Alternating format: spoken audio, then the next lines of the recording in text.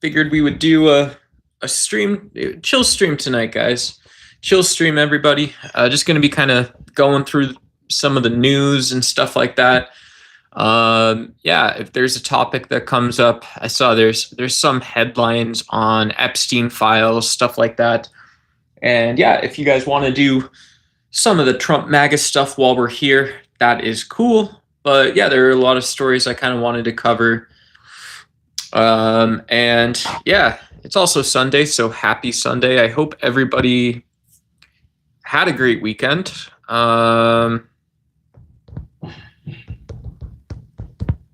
Let's see here.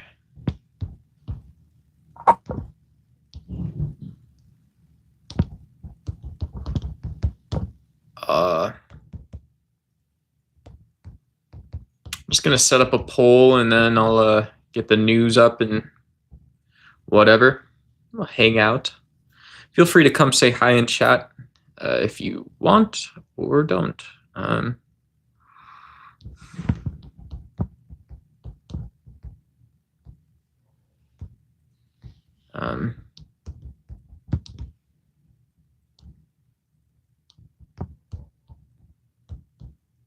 Cool. So my name is Duck. This channel is called Duck's Why. Real name is Nathan Swift. And yeah, sometimes just do, yeah, it's kind of been a busy week. I did go live earlier today, did some fitness stuff. That was a lot of fun. Yeah, so yeah, but most days we do more serious kind of stuff on the channel. So I figured tonight would be kind of cool to just go through some of the news stories. Maybe we can look up like cool, like happy news stories, so it's not all grim and stuff like that. But we'll do some of the dark topics and stuff too. And yeah, I'd like to know what everybody thinks about those. And yeah.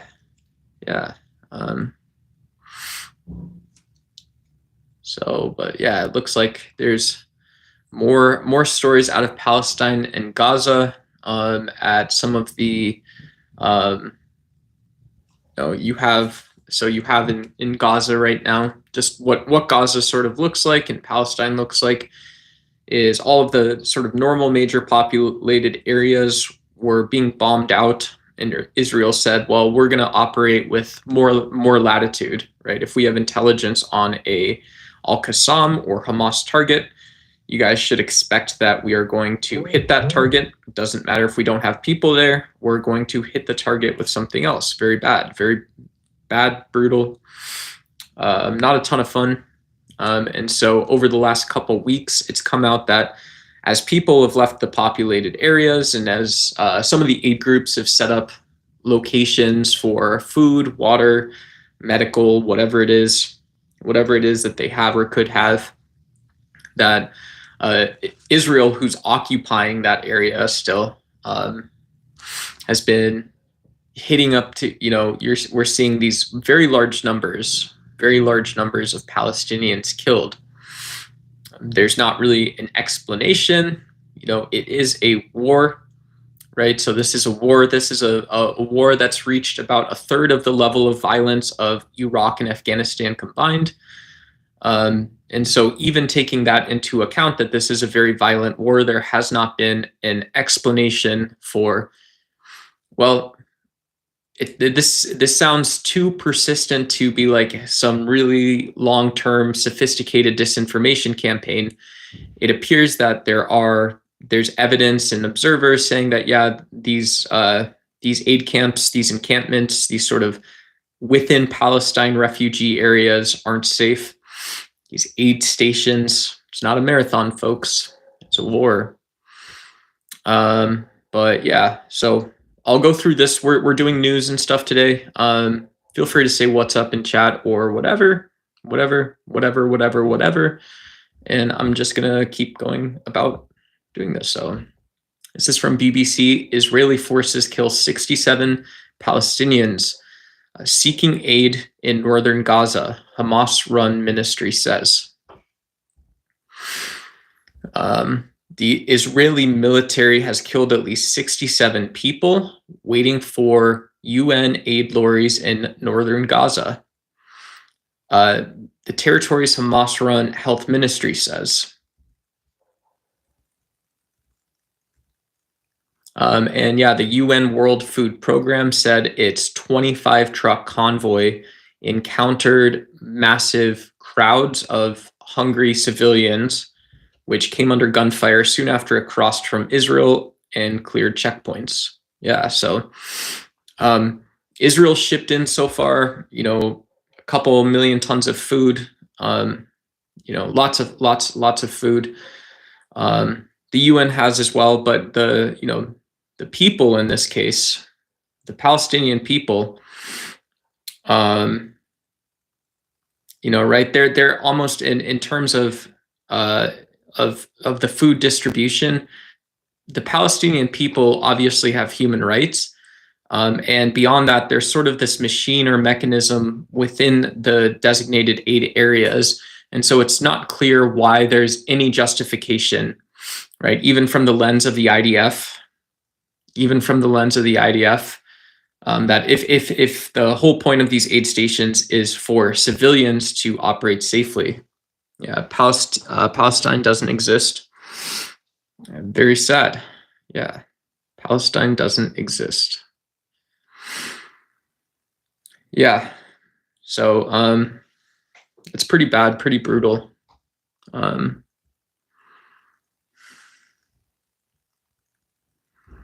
IDF said back to this that it had fired warning shots to remove an immediate threat. It disputed the number of reported deaths.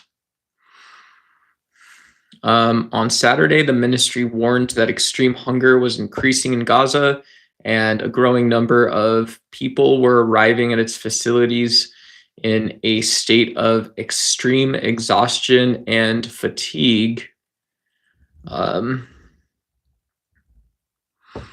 We warn that hundreds of people whose bodies have wasted away are at risk of imminent death due to hunger, it said. The UN has also said that civilians in Gaza are starving and called for an urgent influx of essential goods. On Saturday, the ministry said it had recorded 18 deaths due to famine over the past 24 hours. Many of the casualties from northern Gaza were taken to Shifa Hospital in Gaza City. The medical director there, Dr. Hassan Al-Shayer, told BBC Arabic on Sunday the facility had been overwhelmed. Outside the hospital, one woman told BBC Arabic that the whole population is dying. The whole population is dying. Children are dying of hunger because they have nothing to eat. People are surviving on water and salt, just water and salt. Yeah, and so that keeps your blood viscous, literally. And yeah, electrolytes. So your brain and nervous system, right? Our vagus nerve is very important along with our heart. Our heart has an independent mechanism of regulating itself, right? There's almost like a little brain nerve in our heart, which does this. And yeah, our sympathetic nervous system allows our vagus nerve to communicate and receive and send signals across our whole body. I believe that's right. And then parasympathetic nervous system, if I'm getting this right, that's often our spine. If you got, your nasal cavities and sinuses, sinus nerves. And so in order for that metabolism and metabolic states, or really that sort of, ability to have like wakefulness, alertness, seekingness, those kinds of things, all require vitamin-rich blood and salt. Yeah. Hey, what's up, Monty? And hey, Bob, good to see you. What's good? Happy Sunday, my friend. Happy Sunday. Princess Maya, what's up? Hey, guys. Yeah, I got my Christmas in July shirt on, so we're chilling a little bit.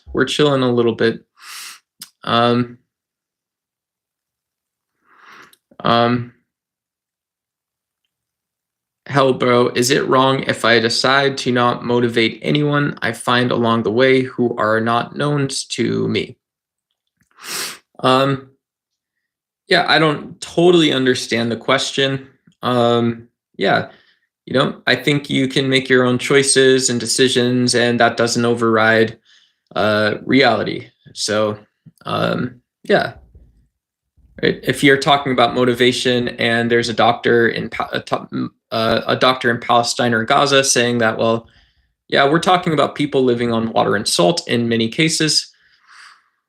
We're talking about it being normal to hear not only gunfire, but then have reported deaths at these aid stations. And we're also, when we zoom out, if we're trying to be somewhat objective, as well as appreciating that there is a war going on, we still see that there's not an answer that is being produced.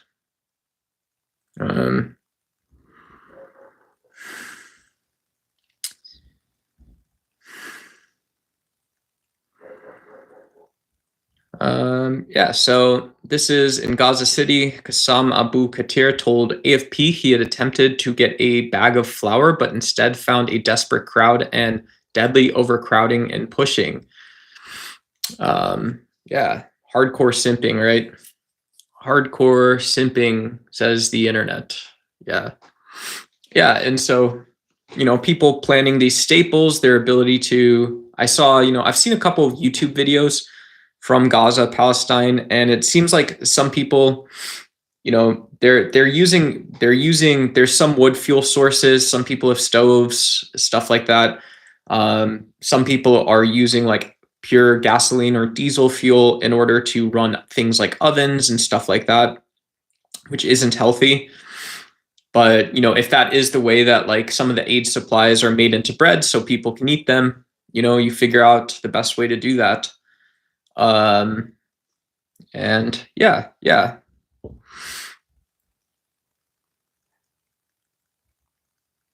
And so malnutrition. Yeah. So, yeah. And they're saying 1 person in 3 is having what it would be symptoms of starvation, malnutrition. So malnutrition and starvation. Yeah.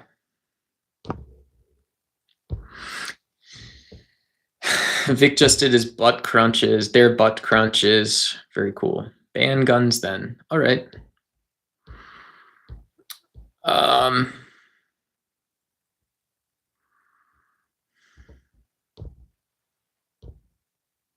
What, Kevin Kev?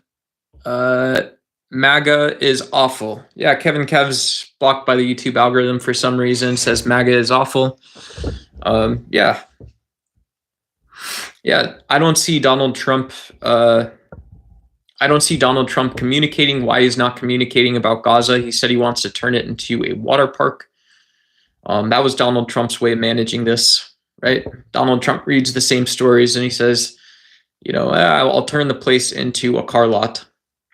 Actually, we'll open a water park. Yeah, and so just a leadership lesson. My opinion. Let me know if you think I'm wrong or incorrect. I think someone like Donald Trump, POTUS president, when we have a Senate committee on foreign affairs, right? So a lot of people educated as lawyers, doctors, whatever it is, career professionals, career civil servants, veterans, all this kind of stuff that are sitting there, and their job in Congress is to represent you on these types of issues. Yeah, when you see the story and you don't want to just accept this he said, she said narrative, your job as a leader is to be able to, right, find the optimism, find the hope, go a little bit around the actual storyline and say, yeah, maybe it does matter. Maybe it does matter that we're seeing these numbers every day. They're inexplicable and you can't shake them. And you hear it from the UN, you hear it from Hamas. And it is a war, but we're still not quite getting to that level of transparency we need. We're not totally clear on the objectives. We get at the hostages, but we're not totally clear on the objectives or the way you're operationalizing this stuff. That should lead to very sharp conversations about, look, how have we managed this entire conflict? Don't people deserve to know at this point in time? Hey, good morning to you in the UK as well. I hope you have some coffee. Hope you have some tea. Have a nice day if you enjoy the caffeine. Sinhu Herrera, Jesus, is that you? Nah, dog. Nah, dog. Yeah, take a shower, creep. Hey, what's up, Madias? How are you? Hope you guys are all doing super well. We're reading some news, Gaza, Palestine. Feel free to hit the like button if you want on the stream. We're going to get into some crazy stories in the news, really crazy stuff. But yeah, we're going to talk about some of this stuff. So yeah, these BBC News articles, you can go line by line on them if you really want. You don't have to, Yeah, the IDF has conducted airstrikes in the area, but it has not yet deployed ground troops. And so one of those US-style questions that I'd like to see my president ask, I didn't vote for Donald Trump, but he's still the president, is like, okay, so the IDF is going to fly a plane and big takeoff, and it's going to drop bombs. They're going to do airstrikes, right? But they haven't deployed ground troops. They haven't deployed ground troops and stuff like this yet, right? So they're going to clean out this area, using a series of airstrikes, and then they're going to deploy ground troops. And so, what is the conversation if you're not winning when you create a larger occupied area? And Hamas definitely doesn't win in that situation either, right? Hamas doesn't accomplish their objectives. They're elected government of Palestine, fine. Hamas, it doesn't win. And is the IDF, it definitely doesn't win in the same sense, right? Different sense, but the same sense. So, what's actually the diplomatic, what's going across the cable back and forth? There is no cable. Yeah, so who messed that up, right? Not playing the blame game, but get those people out of there, right? You rip and replace. You get the people out who says, you have air and ground excursions. This is basically how this works now. Is this true? Get those people out of there. Mr. President, do your job. The objective is to make sure terrorists don't win. This guy's name is Mahdi's saying that to me. Yeah. And then, this other line, and, who knows? I'm enjoying this article quite a bit, but just me personally, the Israel Defense Forces continue to operate with great force to destroy the enemy's capabilities and the terrorist infrastructure in the area, the military said. So adding that it had not yet entered these districts during the war. Yeah, they haven't entered those districts during the war. So the affected neighborhoods of Deir al-Balah are crowded with displaced people living in tents. Yeah, and so this is interesting, free Palestine, free Gaza. Yeah, but this is like any other populated region on Earth. You have neighborhoods, maybe slight differences in civil society culture that are creating these almost cultural or short-term sort of responses, the ways people work together, the way they're finding ways to share information and strategies for staying alive at a time like this, staying alive and trying to probably create some sense of normalcy in whatever has occurred before. While the international community apparently sees these headlines and, apparently we were all just content not having a conversation. We were all content not asking questions earlier. We were all content while a war that is now 1/3 the scale of Iraq and Afghanistan combined. It's about getting there on both sides, actually on both sides. While you have 1/3 of this 2-decade campaign being waged between Israel, involving Iran, involving Lebanon, involving Hamas, involving Al-Qassam. This is the 3rd and 4th Intifada. It's also not the 12-day war. This is the 12-year war now, folks. This is the 12-year war, folks, and you can't get rid of the fact that you're still going on bombing runs and taking neighborhoods. What is this, a video game to everyone? That doesn't make sense. Doesn't make sense.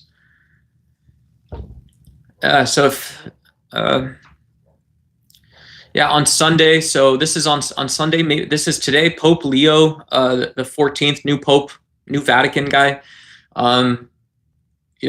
so for Roman Catholics around the world, called for an immediate end to the barbarity of the war. Yeah, and urged against indiscriminate use of force. So good for you. Good for you. Very well done, right? I'm a former Roman Catholic. I generally respect, obviously the Catholic Church has its problems, everybody. The Catholic Church has had its problems. I think even Pope Leo in some times and places, when he was in Latin America, had some problems. But, Pope Leo, very politically acute here. Immediate end to the barbarity of the war. And yeah, stop taking out mallets and bopping each other on the heads with it. If you guys can't get to a diplomatic end on this, no indiscriminate use of force, okay? No barbarian stuff. No stuff that you actually have nothing to talk about other than why did this happen? Get rid of it all. Get rid of it all. Get rid of the people who are doing that. Get them all out. Yeah, and war isn't a free-for-all, right? We don't go over in 2025 and shake each other's hands. We don't line up across from each other and say, yeah, we're all set. We're going to, we'll use drums on our side. And then, when we're ready, we're both going to go at that point in time. But this is where we're going to fight. You don't do that stuff, but it's not a free-for-all. It's not a free-for-all either, right? The UN, there's wartime observers. You have a lot of the public figures that you saw before and you'll see after the war are involved in these types of decisions. So get them all out. Get them all out. Have them tell their stories and get them out.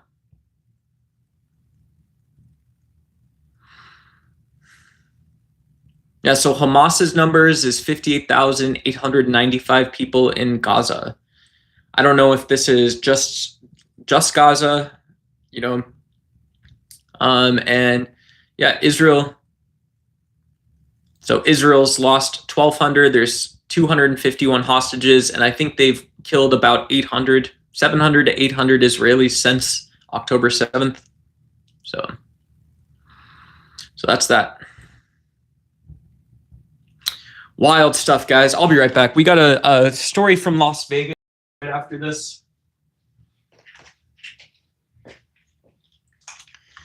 Did you guys hear about this Vegas business, folks? Did you guys hear about this Vegas business?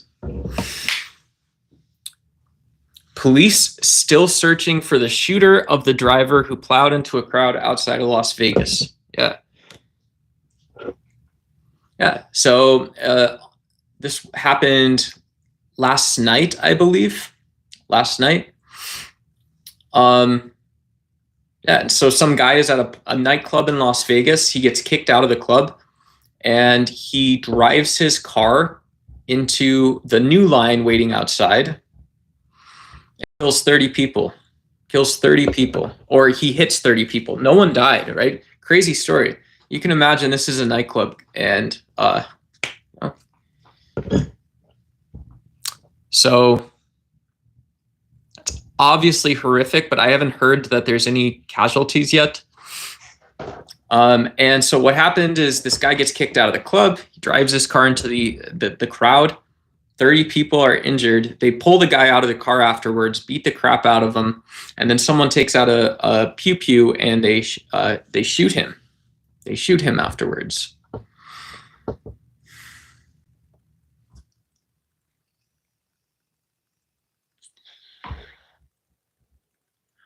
Yeah, so they're coming out. I don't necessarily want to talk about the main guy here, right? But yeah, they're saying this guy, Fernando Ramirez, he's the guy that drove the car into the people. He in the past, he has a criminal record where he punched some guy at Whole Foods. So it says when he was 23, he entered a Whole Foods market in Laguna Beach and sucker punched a 26-year-old black employee who'd been on lunch break, breaking the man's nose, breaking his teeth. Yeah.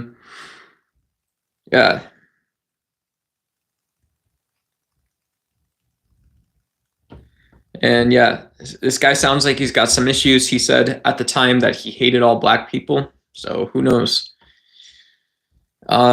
Yeah, and so who knows, when you have that kind of like very excited, like very very intense information about these types of cases, or obviously this guy didn't die even after he got beat up. He got shot, he was drunk, he was in a car accident that he ran over people, I guess. Like, who actually knows what his side of the story is, what his perception of the events were, why he said he did stuff. And so, yeah, this is from the LA Times. They're just doing their job reporting on this stuff. Obviously people in Las Vegas want to know, what happened. And yeah, the police are going to go out and look for the other guy that did this. It's part of a lengthy criminal record that Ramirez accumulated in the years leading up to Saturday night's attack. Prosecutors in Orange County have filed 11 criminal cases over the past 11 years against him, including several violent charges. Yeah. And so I do believe the way the US legal system works is if you get your court paperwork, there's a little checkbox if you commit a violent crime. Yeah, if there's a violent crime. And so, yeah, so who knows if there's, that type of criminal history. Oftentimes there's some sort of concomitant, like a concomitant, which is something that happens alongside something, like a mental illness or something like that.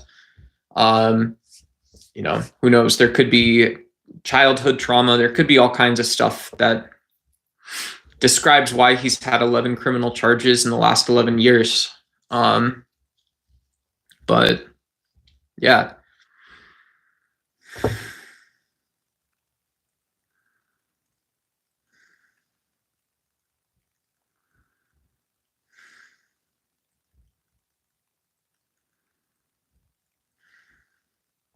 Yeah.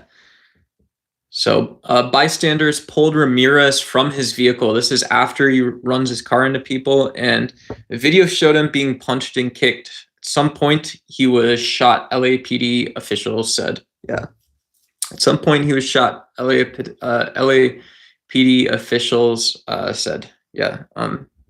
And so, yeah, Dr. Normal Iceman, Los Angeles Police Department spokesman, said on Sunday that the gunman remained at large and was last seen getting a bunch of bowling ads, and was last seen wearing a blue jersey and possibly armed with a silver revolver, fleeing west on Vermont Avenue.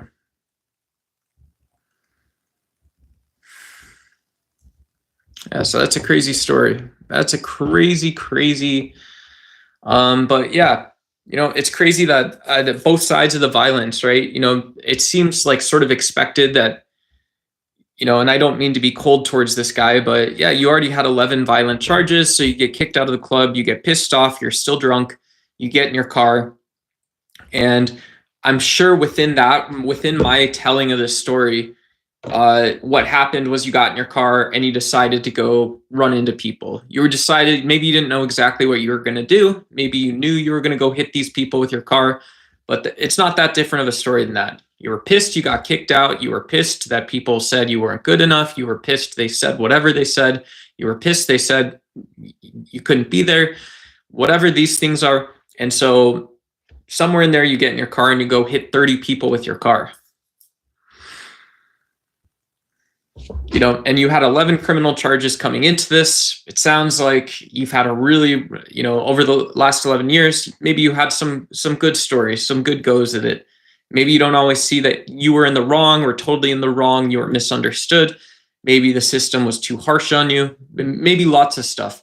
But we as a society know that if you get arrested 11 times for 5 or 6 violent crimes, whatever it is, and then you have this bad night where you get drunk and decide you're going to go do something, that story's not that weird. What is weird is that you could go to a club in Las Vegas, and this is what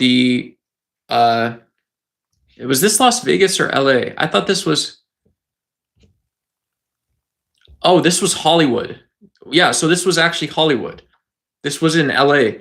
And so this is what the LAPD is going to go do now, is say, well, we understood half this story. We will still go and understand the rest of it. But what we don't understand is, why is it the case that when you have 5 or 6 people deciding to pull this guy out of his car, not check on him, not check on other people, but actually commit violence against this guy. What happened? What is the deal here? And then what is the deal with someone having a firearm? That part of the story doesn't add up in terms of other people understanding that stuff. And so, yeah. Yeah. So,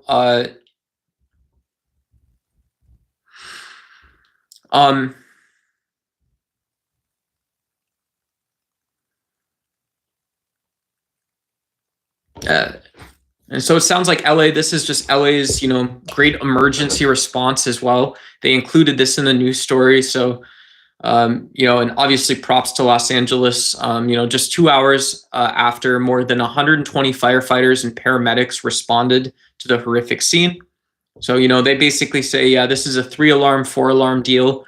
You get the big trucks, you get, any of the EMTs that are at the station on duty, whatever EMT companies that like LA contracts with, right? So you've got probably whatever, you got LAFD, and then you've got, maybe contractors, and they say, hey, everybody in the area, get down there. We don't know how many we got.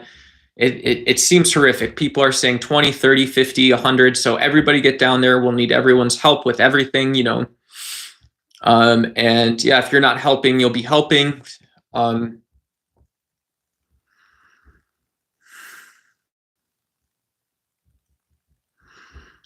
And yeah, so who knows? The silly part of this is like, right, the main part of the story isn't that, yeah, if you're young, I don't care if you're young, if you're old, yeah, go out, enjoy yourself at night, go out, enjoy yourself, have fun, be part of that scene, be part of that environment, whatever it is. Yeah, it's also true that, apparently in this case, it's true that somebody might have carried a revolver with them just in case. And this was just in case, apparently. This was a just in case. Looked like it, sounded like it. Yeah, guy probably acted like it. Yeah, and so if you say that, like, okay, what the LAPD are actually going to be investigating too is, yeah, did it look like this guy was endangered? Did it sound like it? Was he being that way? Only one of those three actually matters, right? And so when they find this guy eventually that shot this dude that had just apparently was getting beat by a crowd and then got shot. And yeah, they're not going to say, yeah, was that your girlfriend? It was your girlfriend, your boyfriend, whatever it is, it was your bubby, your best bubby. I don't know, your Mimi, your Nona, your whatever it is, your grandma, your pet hamster, who was it that you saw that got hurt, that got hit by this car? This guy's drunk, he seemed belligerent, he was drunk, all this stuff. That none of that stuff really matters, right? The only thing that matters was, he was getting, was he reaching for a gun himself? Was it not the case that, there were other people involved in this situation? Turns out you can be an idiot, but you're really not allowed to. Yeah, if you got a little bit of chrome in your waistband, the looks like it, the sounds like it isn't the same thing as the actual was-its. The who's its, what's its, gonna get that guy most likely. So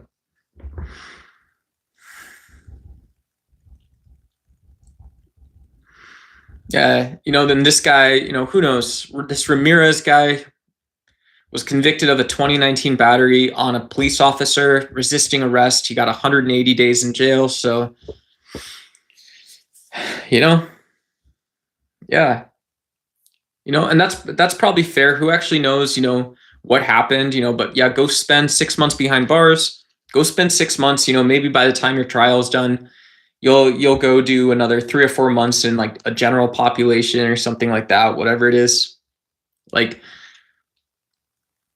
and yeah, in that time, maybe they say that, like, yeah, whatever, you've got these classes you can take, you'll have your parole conditions, so whatever, in the big scheme of justice in life, obviously you want a guy like that to get the help that he needs, to feel supported, to feel like he's not just continually going on this downward spiral. And also it can be the case that having 5-6 months in prison for that type of case, like, you do the math and there's not a better way to do it. Not a better way to do it, But yeah, it looks like he's also had other resisting arrest kind of stuff. So who knows? He needs to have his side of the story, but he's going to be in big trouble. That's 30 counts of, assault with a deadly weapon or a vehicular assault, attempted vehicular manslaughter, maybe attempted murder. Who knows? Depends what he says. Depends what they decide he said. So that's a new story. How are you guys doing? Hope you guys are having a good night.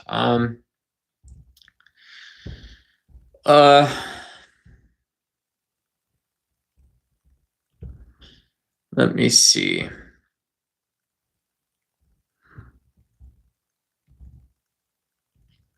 Oops.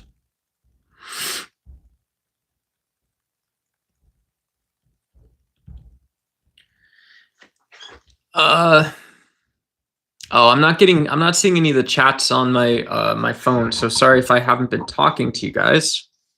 I haven't seen anything. So I'm just reading the news anyways, but cows are cool. What's up, Beto? Good to see you. Do I like cows? Yeah, I'm a vegan, so I like cows. I do like cows. Yeah, I do like cows. Yeah, animals are all really nice. Cows are deeply social, deeply intelligent, very cool, right? They've got however many, they got 6, 7 stomachs. So, probably a very cool animal, and yeah.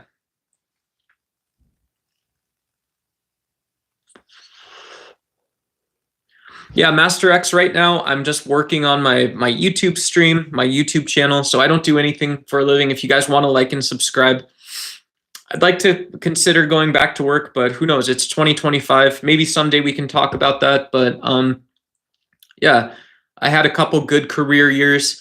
Right now I'm trying to do everything, whatever. Yeah. Yeah, it's stressful to think about careers and stuff like that. So right now I'm just working on my YouTube channel, trying to stay focused on some stuff, and yeah, trying to read the news and have a very positive impact, if that makes sense.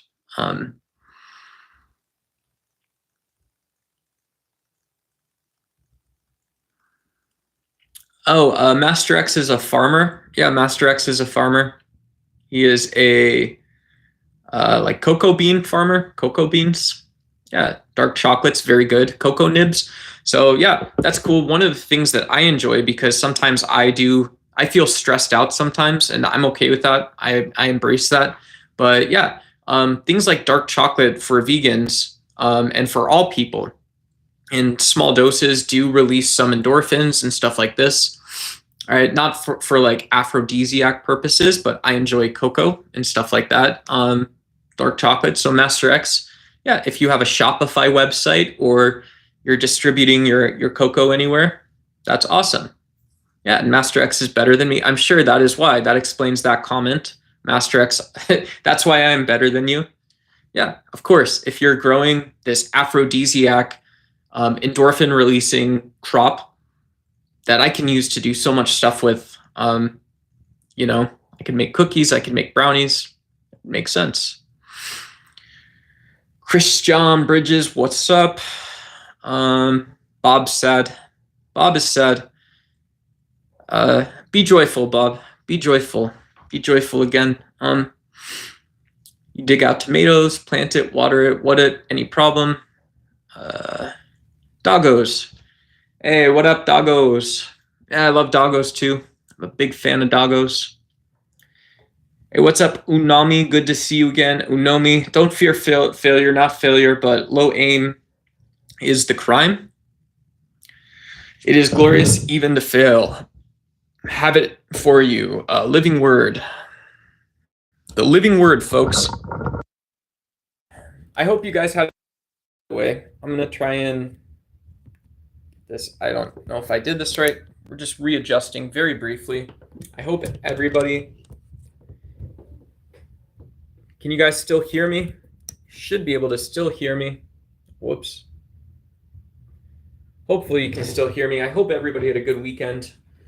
We're just hanging out. I was doing a chill stream. We had 2 pretty dark stories to start with. Just kind of going through current events, seeing what's going on in the world, what's going on in the US community. So we read really briefly, if anyone's just tuning in.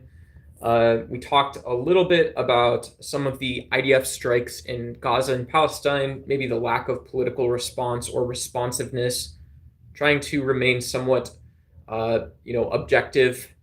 That word objective is very good when you're telling very serious news stories, in my opinion.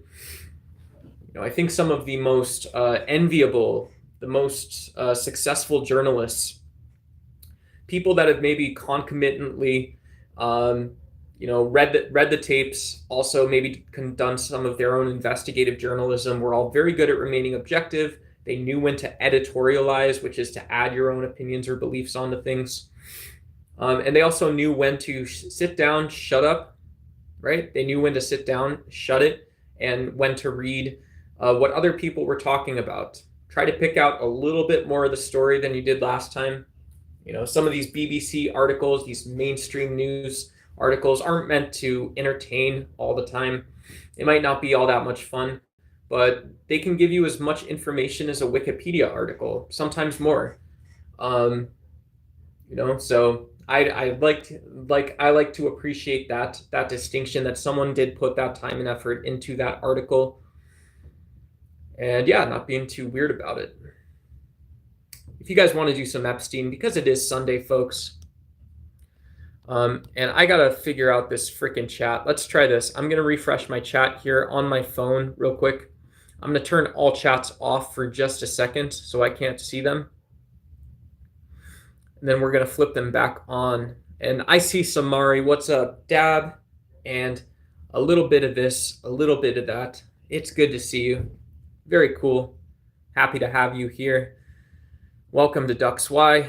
Super weird and interesting to see Matt Gaetz, Marjorie Taylor Greene, and Tucker, etc., come out against Zionist land grabs and genocide. Yeah, I haven't seen that one. I know Matt Gaetz, Marjorie Taylor Greene, and Tucker Carlson are very much about including different people's different personalities, their styles of choosing to go seek information, choosing to engage politically, or to just understand things. I think a very charitable view is they would like to see more people involved. I think the less charitable view is they are willing to be exclusionary while they do it. And so I don't know what they're talking about or what's going on, but I would like to see this New York Times article if we don't have a paywall, folks. That's one thing some of you guys have asked on the big streams as well, which I appreciate, and on the small streams if I have a donation link, which I wasn't planning on, but at some point in time, if I do, maybe I'll do like new subscriptions or something. I'll ask for Patreons for that, but whatever. If you guys are doing content or something, maybe that's an acceptable time to ask for money when your audience asks, if they do ask, your own audience asks for you to have better resources for the stream. Yeah, but this is from New York Times. It looks like we've got access to this article. It says an accuser's story suggests how Trump might appear in the Epstein files. A former Jeffrey Epstein employee said that she was told the FBI in 1996 and 2006 what she considered a troubling encounter with Donald J. Trump. Yeah. And so this is Maria Farmer.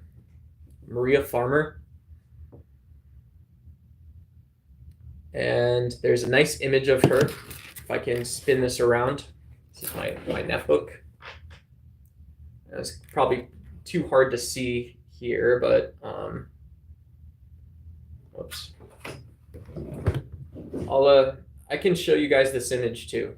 No subscriptions or money needed. Yeah. So between the orchids and everything, that's Maria Farmer. That's who we're talking about.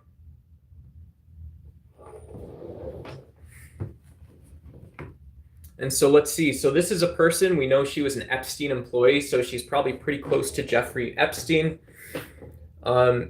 It's reasonable that she would know about Jeffrey Epstein. In 2006, Donald Trump cut ties with Epstein around 2007. And so this is within the timeline when Jeffrey Epstein and Donald Trump apparently knew each other, you know, all of this stuff. And so Miss Farmer said in an interview with the New York Times that she twice told the FBI about a troubling encounter she had with Donald J. Trump and about how close he was with Jeffrey Epstein. Yeah, and so that's just how they introduce the article. So at this point, we maybe see Miss Farmer as someone who has something to say. Maybe she has more to say. Maybe she was implying the most honest position she could have, but we don't actually know. We don't actually understand how she's relating to the events she's talking about with Donald Trump and Jeff Epstein. So,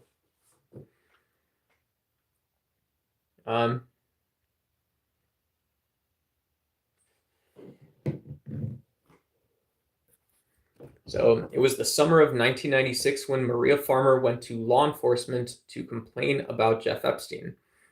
At the time, she said she had been sexually assaulted by Mr. Epstein and his longtime partner, Ghislaine Maxwell.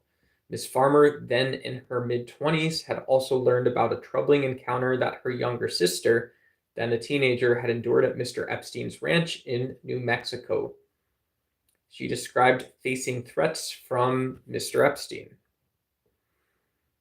Ms. Farmer said that when she discussed her concerns with the New York Police Department, then with the FBI, she also urged them to take a broader look at the people in Mr. Epstein's orbit, including Donald J. Trump. Then, still 2 decades from being elected president, she repeated the message that when the FBI interviewed her again about Mr. Epstein in 2006. Her account is among the clearest indications yet of how Mr. Trump might have come to be named in the unreleased investigative files in the Epstein case, a matter that has generated another political uproar in recent weeks. And so, just from this part of the story, we don't know if Maria Farmer had just this sort of almost victim or abused sense, about her abuser and about people that maybe weren't necessarily safe within that network. Hey, what's up, Mo? What's up, CRXR?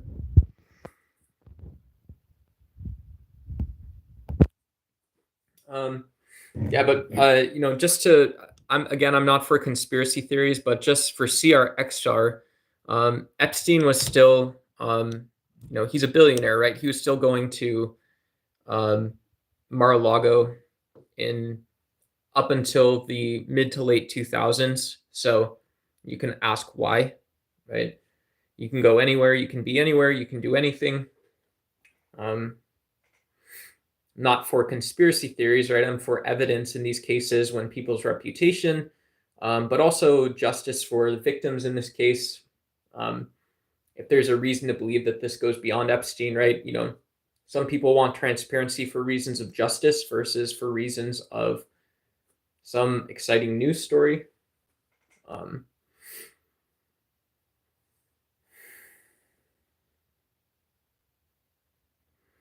Yeah, so Ms. Farmer said she had no evidence of criminal wrongdoing by Mr. Epstein's associates, but she said she was alarmed when she saw Mr. Epstein's pattern of pursuing girls and young women while building friendships with prominent people, including Mr. Trump and President Bill Clinton.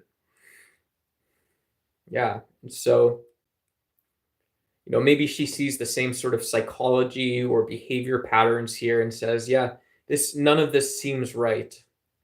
Not only do I know it's not right because I'm one of the victims, but it doesn't seem right that, Mr. Epstein appears to be the same sort of focused, whatever it is, focused, deliberate, careful, planning type person, whatever words she might say. And so, yeah, yeah.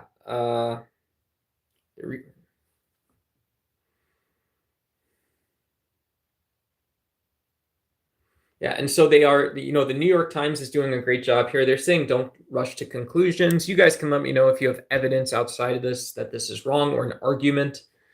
But investigations like the ones that targeted Mr. Epstein often explored a wide range of tips and evidence, recollections, and relationships, little of which ends up being used in court records or as the basis for a criminal prosecution. Mr. Epstein's voluminous investigative file contains many records that have not been made public, but that became the focus of claims long stoked by Mr. Trump's allies that authorities might have covered up the involvement of other rich and powerful men. Yeah, so now, after his attorney general and the FBI director abruptly abandoned their earlier promises to reveal everything about the Epstein files and said, in effect, that there was nothing to see, Mr. Trump's ties to Mr. Epstein are under renewed scrutiny, leading to questions about what so far undisclosed appearances he might have in the investigative record. So enough said, maybe. Who knows? Enough said.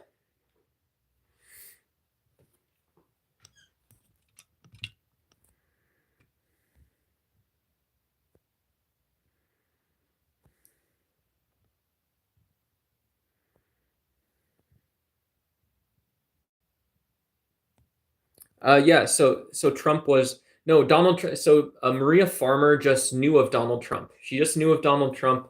She said that, yeah, this Epstein guy is like a predator. He's similar. There's some predatory pattern of behavior again. The way he seems isn't the way that the actual goals or objectives he has for a situation. Maybe she says something like this. Right. She might say, I saw him being so nice and friendly and bringing people in closer. People got closer and closer and they wanted to do that.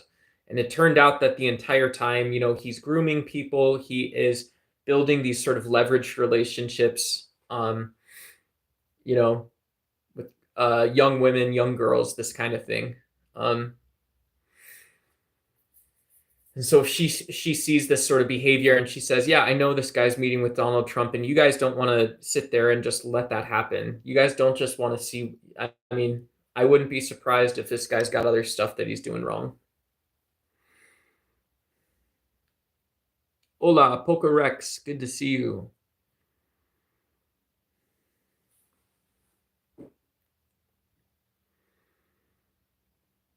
Yeah, as it underscores the complexities of, yeah, and I'm going to give a cynical quote here for everybody. I hope you guys are having a good night. But yeah, just real quick, a quick cynical quote is from Diogenes that this is on the most recent video on my channel as well. It's a video about Stoicism and how Stoicism isn't really right. Yeah, it's not scientific, but Diogenes the Cynic said, "Godlike men ask for little.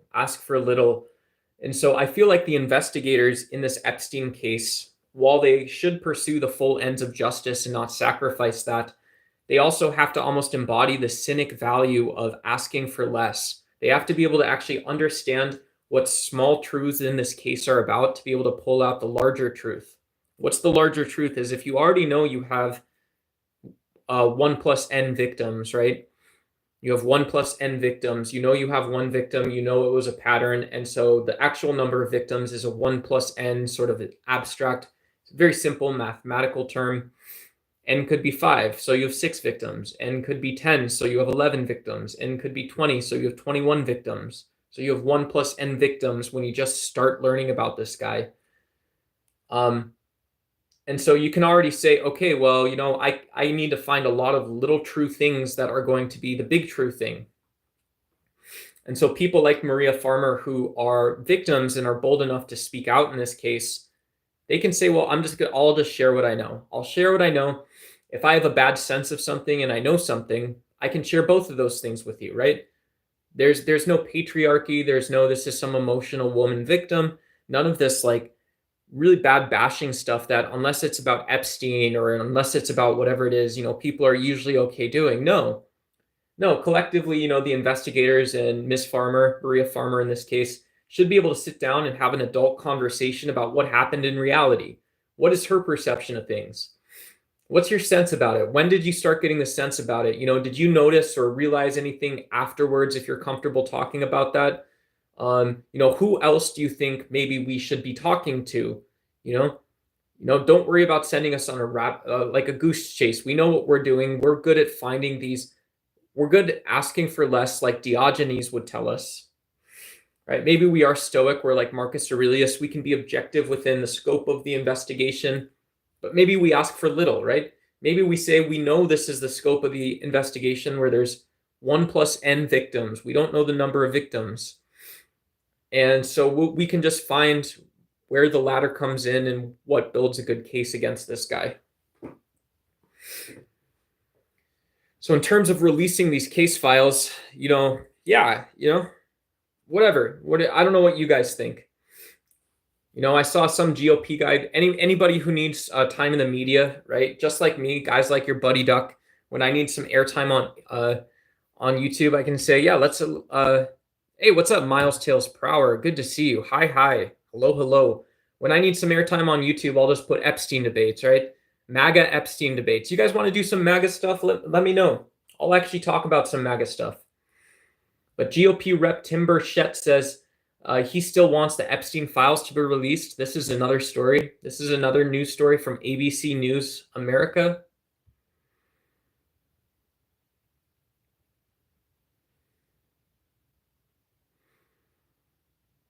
Yeah, so, this is apparently someone who's pushing into AG Pam Bondi. He's from Tennessee. So who knows what he's talking about?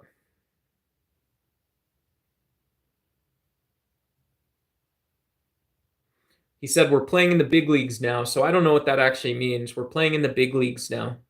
Yeah, who knows? I don't know. Do I need to know what that means? I don't think so. Baby.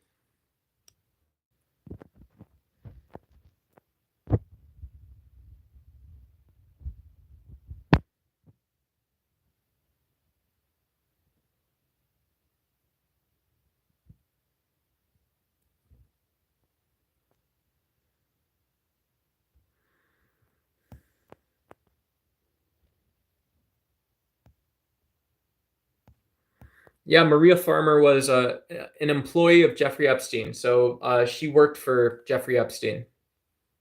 Yeah. Yeah. Sorry, Master X. I missed your question. Hey, what's up, David O? Good to see you. What's up, Robin Webster? We got Robin Webster in chat. Yeah. Sid Capricorn. Yes.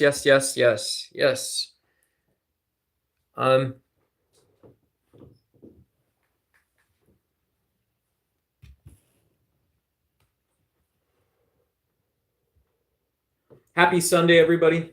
I hope you guys had a good week. Let me see if I can find a happy news story. Let's see if we can have a happy news story or whatever, something like this. The Good News Network.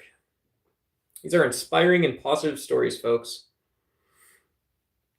Let's read through some of these or whatever.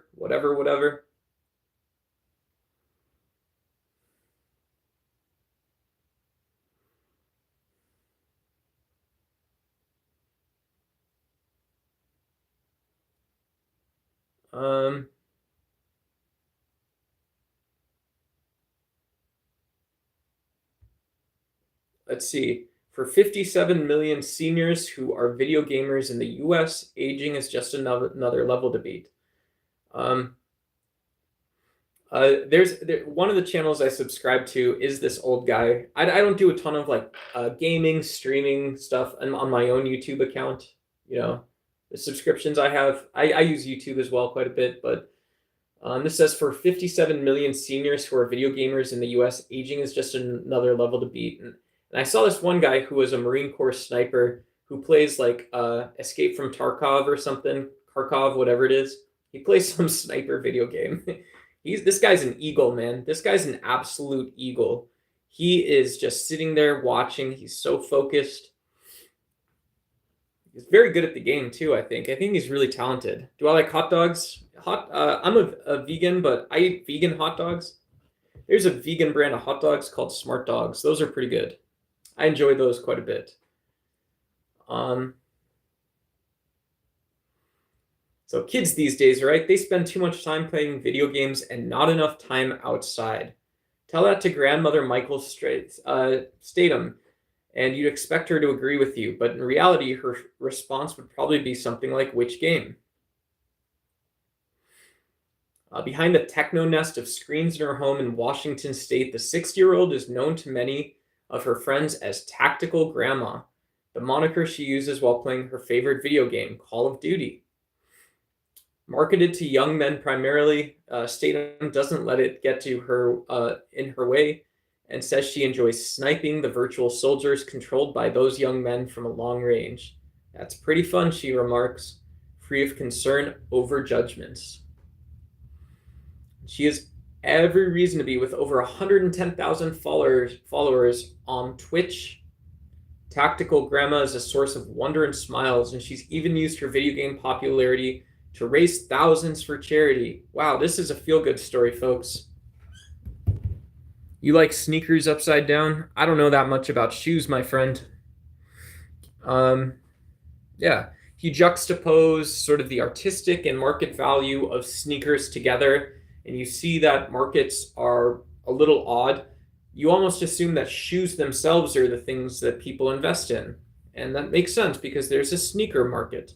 There's a sneaker market. So you have aesthetics and market and a market and an aesthetic market based on information and price and collectible value, all this stuff. Yeah, but I'll show you. These are the types of shoes I wear. I'm a runner, so I wear shoes that are a lot more like this. These types of shoes, usually I can get about 1,000 miles out of them, which is good because I run a lot. I try to get more than 500 miles out of each pair of shoes. If I can find a good pair of shoes used, I do that as well. I don't know what you want me to say. Life is chill, relaxed people like you I see on the roadside homeless. Just saying. Cool. Thank you, bro. Thank you. Thank you. Thank you. Appreciate you, dog. That's all good. That's a good one. It's a good one. Why don't you buy some shoes and sell it for profit? If I could, I would, maybe. Yeah. So this article is going on to say that there's 57 million Americans over the age of 50 who play video games. Although when one considers that video gaming took off in earnest during the 80s, it adds up that many of those who played the original arcade Mario Bros. Would still be playing Super Mario Odyssey all these years later. All these years later. A predecessor to Mario Odyssey has been linked in studies with increases in gray matter in the hippocampus, a region of the brain responsible for learning and short-term memory, with massive 3D worlds to explore. Other video games of a similar style, like Legend of Zelda, Breath of the Wild, are linked to similar physiological effects. Recent data from the ESA, and this is again Good News Network, shows that nearly half Americans in their 60s and 70s play some form of PC, mobile, console video game every week, as do 36% of people in their 80s. Wow, 36%. That's a surprising statistic. I wouldn't have thought that. I wouldn't have thought that. All right. People always say, I love you, Gramps. Keep on doing what you're doing. Things like that really tug at your heart, says Will, a 72-year-old retired naval veteran who games. Statham and Will, who decided to withhold his last name, both spoke to The Guardian about their habits. Will said seniors can and should keep up with technology, and he likes to game with simulators like Hunter, Call of the Wild. The Guardian also spoke with several medical researchers who specialize in analyzing the effects of gaming. In many cases, there are positive health outcomes associated with gaming, particularly from social interactions, memorization, required reaction speed, and cooperative activities. Regarding the negative outcomes, it seems like a mixed bag, with a study linking Call of Duty to reductions rather than increases in gray matter. As one example, the author noted, however, that it didn't look like older adults in particular, and probably the seniors who decided to buy, set up, learn, and achieve proficiency in the game are probably not at undue risk for neurological harm. I don't know what that means. What's up, B-Tunnel? It's good to see you. Good to see you. What's up, my friend? Hope you're doing well.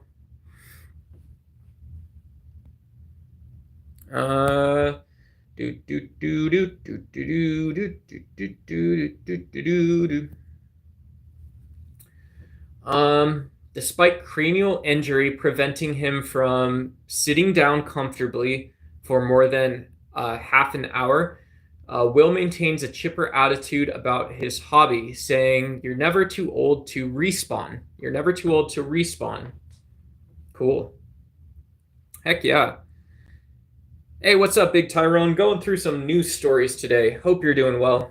Just doing the news. If you guys want to talk about anything, feel free. You guys can jump in and chat. I think I put in the title of the video, we're doing a chill stream, Sunday stuff.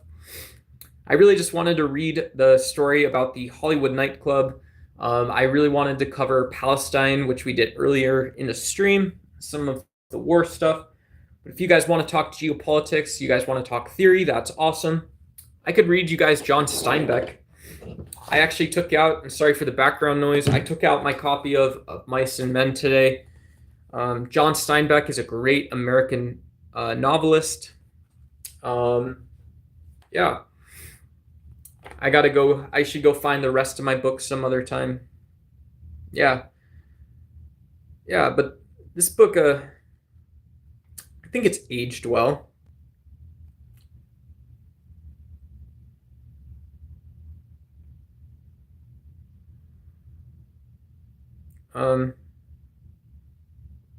Yeah, here's Steinbeck from the introduction. Communists are devils who want to steal the little stucco house of the grocery clerk and rationalize his wife and steal his children for the state baby factory.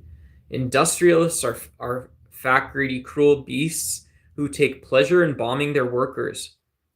The paralyzing process is well along. In Spain, the loyalists are shooting rifles at the figures of Christ. If you're an insurgent and the insurgents are shooting babies, if you're a loyalist, the pressure will come fast now. Some writers will get caught in the process, will write tellingly in aid of the process, and when it's over, they will come back to consciousness, groggy. Others will stand clear, carrying on their ancient cry. Try to understand each other. You can't hate men if you don't know them. These latter will be silenced. There's no recommendation that you will follow the last course. You will do it because it is your craft, and that is what your lives are about. So this is Steinbeck also talking about artistic control. Artistic control. Hey, what's up, James? Good to see you. Hope you're doing well.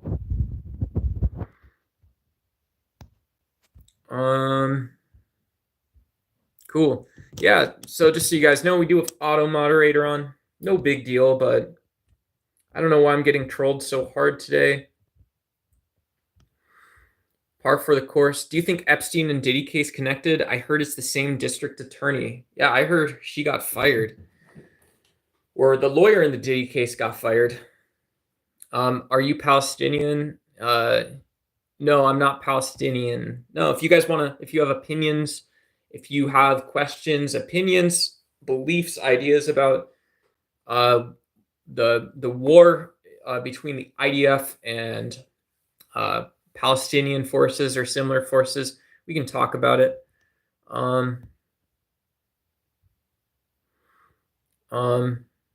Yeah. Yeah. Hey, sorry, James. That was a 0 for 100 attempt. But yeah. I don't mind getting trolled, I don't think. I don't understand it, but okay. Any of you guys gamers? I used to play Halo. I just joined a gaming Discord. What is war in your opinion? That's actually a hard question. Yeah. This is maybe a bad definition, but just off the cuff, I think it's a conflict between two states, which results in one of the states' power being severely diminished. Severely diminished. So I don't think it's the case that it's a war when people resort to using force. Like, it's maybe a conflict, but it's not a war if we use force because we disagree about something, but it's not really existential. It's not as important as we think.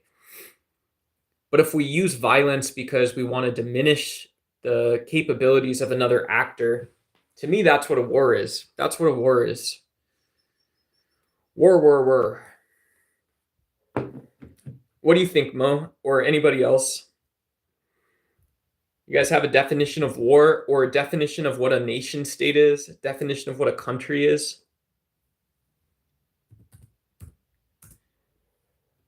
I actually don't. I don't know. The word freedom originates from a word meaning of noble birth or born into nobility. Freedom is vague in that it's intentional. It's taxes, 9 to 5 jobs, and constant CCTV surveillance everywhere. Is that freedom? War. Who? Good God, y'all. What is it good for? Absolutely nothing. Say it again now. War. Who? Good God, y'all. What is it good for? Absolutely nothing. Say it again. War. Who? Good God, y'all. What is it good for? Absolutely nothing. Now, guys, if we can hit 600 subscribers tonight, we're only like 12 away. I will do a 24-hour live stream of just singing the chorus from War. So for 24 hours, I'll sit on live stream and sing the chorus of War. Do you guys know the chorus of War? It goes, war. Who? Good God, y'all. What is it good for? Absolutely nothing. Sing it again now, war. Who? Y'all. Good God, y'all. What is it good for? Absolutely nothing. I'll say it again, yeah. What up, Big Street Cat? How are we going? We spilling the wine, spill the tea, spill the seed, baby. We don't embrace violence from violent men and violent women, violent folks, violent people. We don't embrace violence on this channel, but we can sure as hell talk about it. Let's go, baby. If you can't talk about violence as well as a violent person, who do you think is going to win that debate or argument?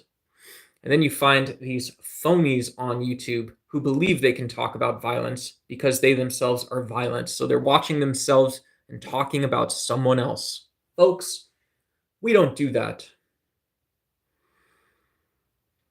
Russia insists on sticking to its war demands amid Trump's... What did Donald Trump say? Did he say something? Amid Trump's sanctions threat. Our goals are clear. As far as I knew, Russia's goal in Ukraine for the war was still to to absorb Ukraine, including resources. Yeah, and so that would fit my intuitive definition that, yeah, this is a war because relative to other countries, Russia at the end of this would be more powerful. So there's an actual objective. It's not just a conflict. It's not just, and conflict isn't like a weak term, but hey, Super, I'm not a Muslim, but yeah, good luck with your Quran. There's a channel. I can send this to y'all if you're actually interested. I don't like recommend you going to, because I'm secular, but yeah, there's some nice people on this channel. So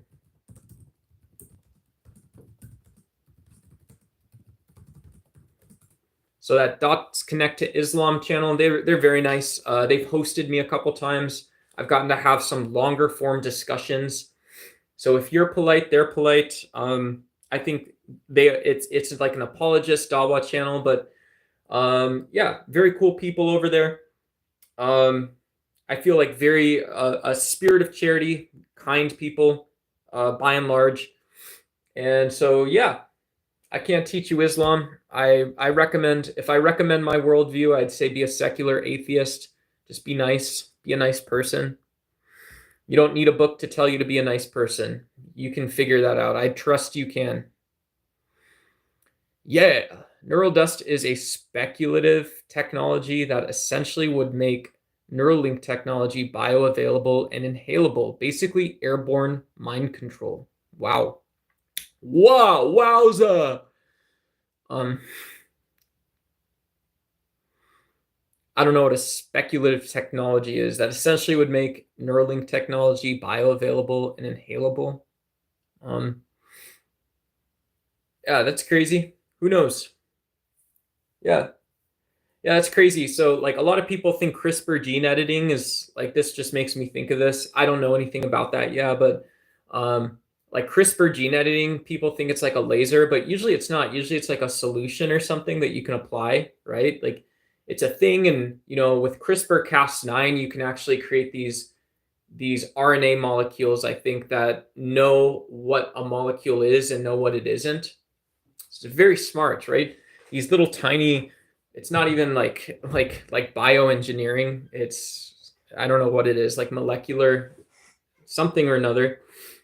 Yeah, but that essentially means that yeah, you could there's some theoretical, like a supercomputer could come up with a CRISPR-Cas9 solution that everybody in society drinks once a year, and it makes your brain 2% smarter or something. Very weird. Yeah, you can join the Discord, Mo. If you go over to my main channel, there's a Discord. There's a thread there. We can talk about it there. I sometimes talk about it on here, but I don't know you. No specific advice. The main, what YouTube tells you is start making shorts. YouTube tells you when you have go live, go live. Go do that right away. Once you have 50 subscribers, start going live and spend time on live. It's going to be awesome. You're going to sound great. You're going to look awesome, actually. We've got 5 people here, so I don't want to take away from the other 4's experience. And yeah, and Shakespeare's here. Good to see you. Happy Sunday. Hope you're doing really well. Yeah, I've been scared to go for whatever reason. I've been scared to go on Sundays, VCs. But I've been following Lucy Hayes's chronicles via the subscriptions and stuff. And so I hope also you are well, not just some of the channels and locations we have in common. Yeah. Yeah. Same to you. Yeah. Good luck. You're always on the channel and stuff. So what I would say is if you want to look at some really crappy videos, you can go look at some of the more recent videos I've done. Go look at some of the old videos I've done. The best advice I could give you is just I have over 100 videos on my channel. Some are bad, some are okay. And yeah, these types of live streams too, that's the funny thing. The live streams where we have 10,000 or 40,000 viewers. It'd be cool to have 100,000 viewer live stream. I won't lie, that sounds appealing, but these ones as well, if we get 1,000 total people here, maybe 5 or 10 people hang out for 5-10 minutes at a time. That's also cool, right? So figure out what you want to do, right? What's the format of your stream? What do you talk about? If you're talking about dedication, there's not a shortcut to actually having a good show, right? There's not a shortcut to having a good product that you're able to produce. Funky Fresh Beauty, good to see you. Greetings, Duck. High five. High five or hello. Are you a mountain man? White Lightning? No, I don't think so. I don't think so. Yeah. No, I'm not that rugged. You can catch my daytime fitness streams, by the way, if you want to see how rugged I am. I don't lift that heavy weights. I was thinking about buying a Le Mans stationary bike or something, doing some live streams in the garage, but whatever. To me, that's pretty rugged. Religion for Breakfast on YouTube. I'll have to check that one out. We did an awesome live stream yesterday about what is religion. So anytime I see content creators that are either, they're being authentic, whether they're Christian or atheists, and they actually know what religion is. They're able to talk about multiple facets of religion or theology. To me, that's more interesting. It's more fruitful. It's more productive. I'm more eager to subscribe, and I would at least look out for 2 to 30 minute videos that those folks do. So, um, yeah, let's go. Yeah, I would trust Shakespeare. I would. Let me see if I don't know if I sub to you on YouTube, but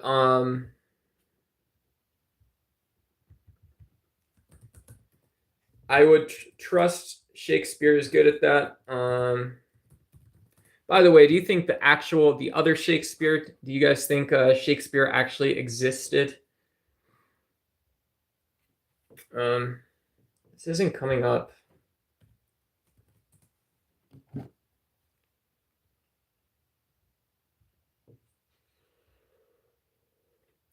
I think I just said something really stupid. But yeah, I'm gonna blast out here. Let me see if I can.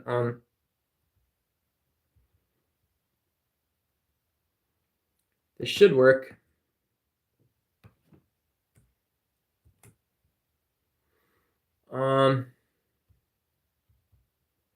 War.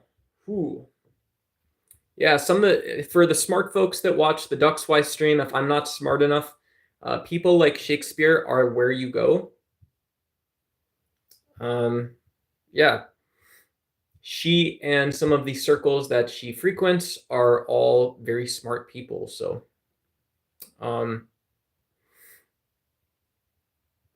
but yeah, sorry. Thanks for being patient. I'm just kind of hanging out and stuff. But let's go.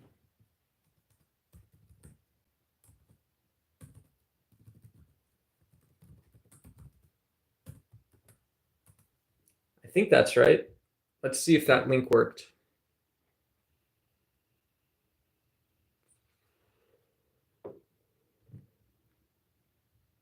Let's go. Yeah, I don't know if Shakespeare's currently growing the channel, whatever. It is whatever it is. So, anyways, I figured I would put that link up, and I will just pin it for the sake of whatever. I appreciate Shakespeare's a PhD, so when people with good education and I know some people here, we are common sense and all this stuff, but when people with a PhD decide they want to spend time online, they're good faith and excited to explore their topics. They're always really fun to watch.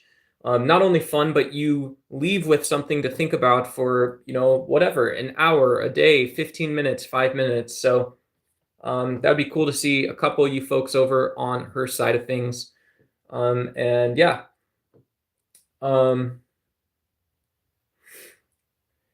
Yeah, who knows? Maybe we can get back into the great communism versus capitalism debates or something soon. It's a Sunday. It's a Sunday night though, so we don't have treats on Sunday, folks. We get ready to work a little bit. Yeah, on Sundays we get ready to work, and yeah, who knows? Or if I can get my voice, if I can get the nicotine from my vape pen out of my voice, I can just we can do reading sessions. I'll just read great American novels. I'll read great American literature. But I was thinking about, yo, Mr. Swift, what's up? Nothing to see here. Good to see you. Happy Sunday. I hope you are doing well. That's not Constantine, is it? Did I forget the name? I don't know. Maybe that's someone else. Duck, duck, duck, duck. You gotta fix it. You gotta fix your head, kid. Mickey Mantle would have never accepted it. He doesn't remember what a curveball, whatever, it's coming from Ty Cobb or something. Mickey Mantle would have never accepted it.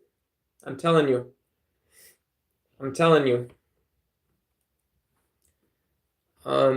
Is Trump capping drug prices socialism? Yeah, so that's very political. So just to deconstruct that answer a little bit, this is American Deridianism. So is Trump capping drug prices socialism? yeah, it's very political. It's also very ideological. So how about if I were to make this American, I would say, what is the actual national character of these United States? When we have to have a discussion, we have to find a truth claim about the politics of Mr. Donald Trump, President Trump, or someone else. And so, just in my opinion, if we have to be able to work together on stuff like this, um, yeah, this democratic socialism label is often conflated with what is a social safety net, with what is consumer protections, with what are things that actually help the safekeeping of liberal democracy in reality in a society that has strong sort of double-edged consumer tendencies. I'm a free market capitalism guy, so I don't mind Donald Trump capping the drug prices. You know, let's keep it competitive. And let's also make sure that we have that 20-year goal. That's what your CEOs care about. You don't have a CFO. You've got a CFO. He's going to be mad at Christmas, but come, you know, I'm wearing my Christmas shirt today. We're doing Christmas in July, folks. This says I'm nuttier than a fruitcake, okay? You understand that, right? Yeah, this CFO guy can be absolutely crazy on, you know, December 24th. He burns the turkey on December 25th. Come December 26th, he still has to ask that question about what happens 10 years down the line. What's in the 1 to 3, the 5 year pipeline? What are markets going to say? What are you going to say? Welcome to capitalism. So, object. I don't think Trump capping drug prices would be socialism. I also don't trust Donald Trump's judgment about American society in general. That's my own opinion. Tell me if I'm wrong. Werner Haas, red shirt conduction. Let's go, baby. Tricolor, you look like someone who crosses the street when they see a black guy coming. What? I mean, yeah. Yeah, I almost just kicked you off the stream, but yeah. Yeah, I'm so I wouldn't so I would say that I'm both racist not racist and I'm anti-racist, right? I'm not racist and I am anti-racism. One of the mechanisms for tolerance that the United States has used to great effect, to absolutely great effect, has been that, yeah, in the Charlottesville or other instances of where we see this blatant hateful ideology spreading, is you say, yeah, you know, these Antifa guys, they got, you know, Antifa folks, they have smelly armpits, they're dirty vegans. Yeah, maybe they do drive these hybrid cars, and you know they've got burlap bags strapped onto, you know, an old Brooks saddle on some trendy road bike. Yeah, so they buy leather, but only when it's a trendy bike seat. I know you. I know you. Yeah, and the person riding, you know, a $150 Huffy with a basket on the back, you're not a real cyclist. You're not really commuting. You're not doing it. You say you do it, but you're not really doing it. Maybe you say these mean things, but those people are in the right in a case of like a Charlottesville protest, right? They weren't online spreading hateful ideology. They weren't online spreading blatant racism. The people behind Charlottesville who were chanting White Lives Matter, those were people that were hateful. And so maybe I'm wrong about that, but this is how we manage tolerance. We decided this, guys. Yeah, your opposition, they're going to be there, and they're always going to be in the right. They're always going to win. Do you know why? Because we decided it. We decided you can't be racist in society. Don't go further. Don't go too much further. It's absolutely absurd.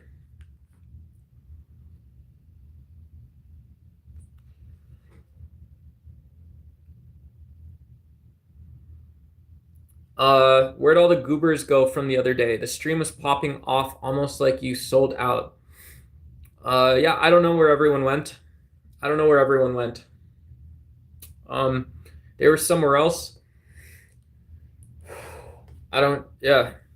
It'd be cool. That stuff's helpful for watch time. It's cool for analytics and stuff like that. In terms of the selfish things where it helps ducks wide grow.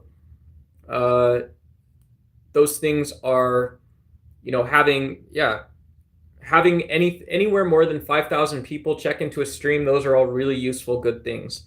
But yeah, there's also 100 other things, right? I eventually have to choose a software if I want to monetize somewhere in the future. Right? That might sound selfish. It might not make sense. Why do you accept tips on YouTube? Why do you accept a membership? Are you doing something that great? Maybe not. I still have to think about if I have to spend money on something like a microphone, or if I have to upgrade from a cell phone or a Chromebook at some point in time. I have to think about all that stuff. Or I get the choice to. So you get to do a lot of shopping and not a lot of buying. The other side that I've noticed for thinking about streaming like a full-time streamer, in terms of where everybody else went, is just the bigger goals, right? It's really weird. On the one hand, I don't like, it's fun to go live. I don't need to be winning and making money on a stream. This is a lot of fun. But also, I would consider, what is like $1 million channel like? What is it like to have a channel that brings in $1 million a year? If I can clear $300,000 in the next 4 years, I can open a vegan restaurant, right? I can take a risk. I can start a business. I can show all of you guys that you're allowed to make money and you're allowed to invest in a positive impact business. And I can show you how I'm going to do that. I can show you what changes and what doesn't. So I don't know where everybody else went. And hey, Gesso, what's up? I'm from Phoenix, Arizona, my friend. Hope you're doing well. Cheers. I hope you're doing well. Everybody out there, good to see you. Singapore has a mixed market universal system, and they aren't considered socialist at all. They just have a managed system and still privatized. Yeah.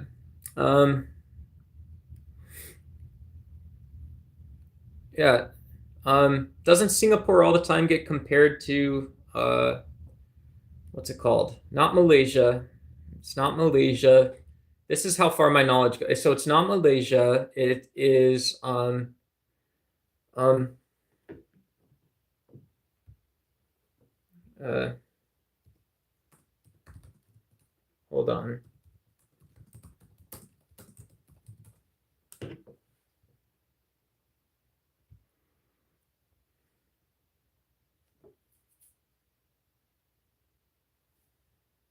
I don't know.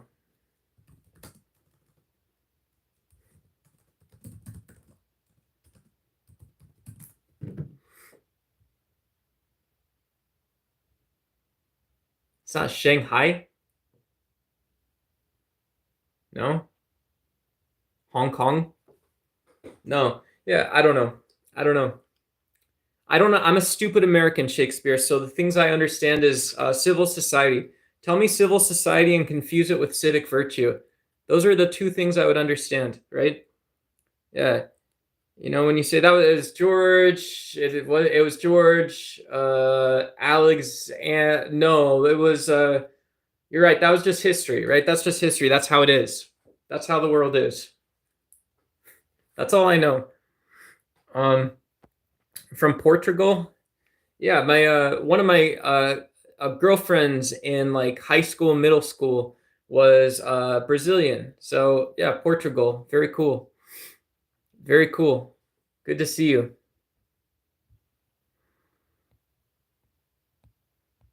Yeah, I don't know. I'm not that good at geography, geology, biology. I'm not that good at all that kind of stuff. But yeah, if you tell me where you're from, I'll look it up. I'll look up a little something. I'll try and do what I can. We have free healthcare here in Portugal. We don't have to tip on restaurants. Yeah, it's cool. I don't mind leaving tips. I don't mind leaving tips. It's fine about that. Yeah, for sure. Yeah, you know those the way in which a sense of charity about social organization, the way in which those two things sort of work in a society, very important, very important, very critical. And yeah, yeah. So in the U.S., I don't mind that we have a private healthcare system. I don't. I would love to see more government facilitated exchanges. Um, you know, and it's crazy because yeah, that's a really extreme conversation. Very scary for big businesses in the U.S. to think about exchanges. It's also just as scary that we don't have a conversation about pricing and risk around these really fundamental as well as even these sort of far out markets, very difficult to do in a society. You know, you actually had people. So the price you see for a company like OpenAI, the publicly traded price of OpenAI is what you get after people don't understand OpenAI and invest in it, and don't understand OpenAI and don't invest in it. And so the price of OpenAI is a result of all these factors. I'm sure there's someone who would say, on day 100, right, the first version of GPT they released, that's $1 trillion company right away. That's $1 trillion company. It already worked, right? So what are you talking about? There's a global connotation for a company like ChatGPT, and they don't even know what to do with it yet. I don't know what to do with it as a customer, so they certainly don't. You guys understand? That's my opinion. I'm sorry. Yeah, they speak Portuguese in Brazil. I don't know. Long time ago. I don't talk about that kind of stuff.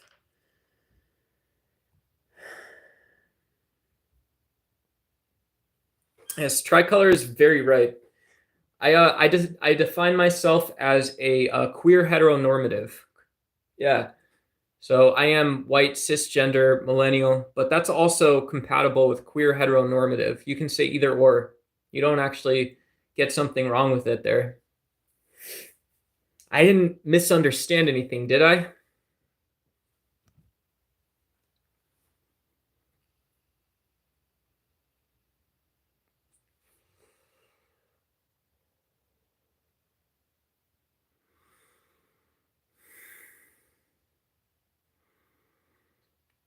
Yeah. Yeah, social healthcare is interesting. So what even happens when you see so like okay, so what happens when you put something like social healthcare on the news? You see it for the first time. You see something like public health on the news, you see something like social health initiatives on the news, you see companies like Target, like Amazon, like Google at the center of these things. And yeah, so it's one of these oddities where it's like, okay, I can't ignore social health. At the same time, I know that's not what health is about. And I still can't ignore it. So maybe that isn't something that is like, yeah, whatever, like, yeah, it shouldn't be that easy to understand, but it also shouldn't be that easy to just never understand or never get. Um, and so one of the cool things is just like, I think it's great when you have even a channel like YouTube. Hey, what's up, Danny? Yeah, even a company like Google, Alphabet, YouTube. There are many. Google has a health branch. They might have shut that down, but Google Health was an Alphabet subsidiary, and so you have these really large structures. Where and what they actually do is they promote someone like Peter Attia to go out and talk to people. Some people have taken a stab at specialty social media for people like doctors and lawyers. You don't want to learn about those kinds of things, but do you want social health online? Well, go watch Joe Rogan. That's the answer that you ultimately get is go watch Rogan. Go watch Rogan and be who you are, which is cool, right? But don't be anything other than that either. Yeah, comply, obey. And Google's like, what? And you're like, no, Google, you tell me when I sign into YouTube, comply, obey. And Google is like, no, no, no, no, no, no. We asked you that. And you said, I'm not going to do that. Yeah, Danny, just don't, as long as you don't ask other people on the channel about directly their identity, it's all cool. But yeah, it's none of your business.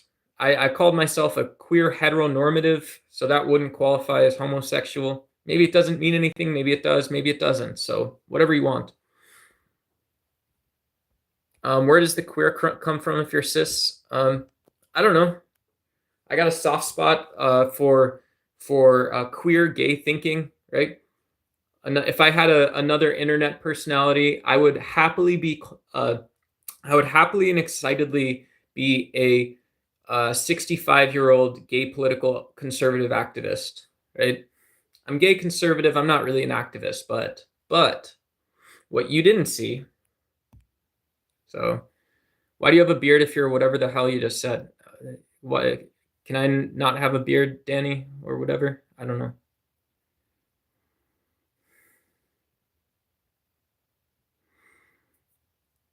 Yeah. Yeah.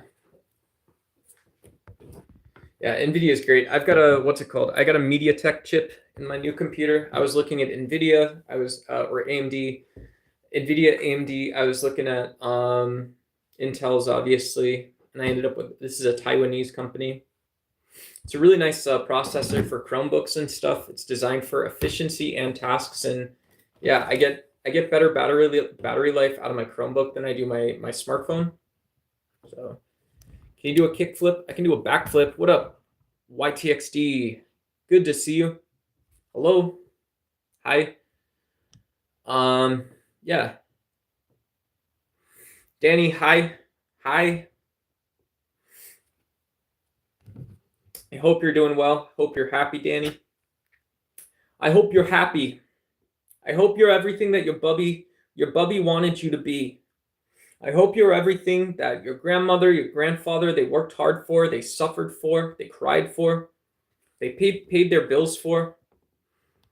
I hope one day you see that life isn't just, life isn't just this thing where we wander along. You can have intentionality at some points in time. Sometimes you might wander along, Danny. Sometimes you might. But other times it seems like it's almost like there's a path for us. And I hope that you can find yourself between those two extremes. I don't know, my friend. I don't know, my friend.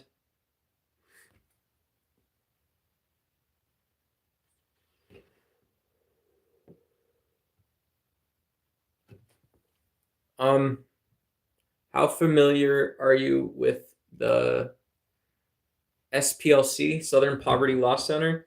I don't know that much about SPLC. I don't know that much about SPLC. Yeah, I don't know.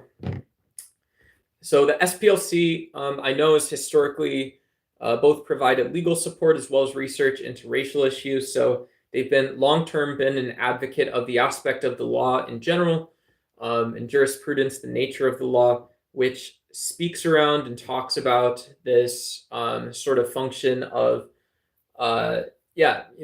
society to some extent contextualizes why people do certain things, which we believe is internal in what the Constitution says. It's this individualistic sort of side of things. Yeah. And so, so one of the, so SPLC, I think it's a great function in civil society. Countries like Sudan actually do have, they have like civil society, like legal organizations and stuff like that. So that is in Phoenix where all those there's a lot. Yes, we have semiconductors. We also have data facilities and societies and stuff like that here too.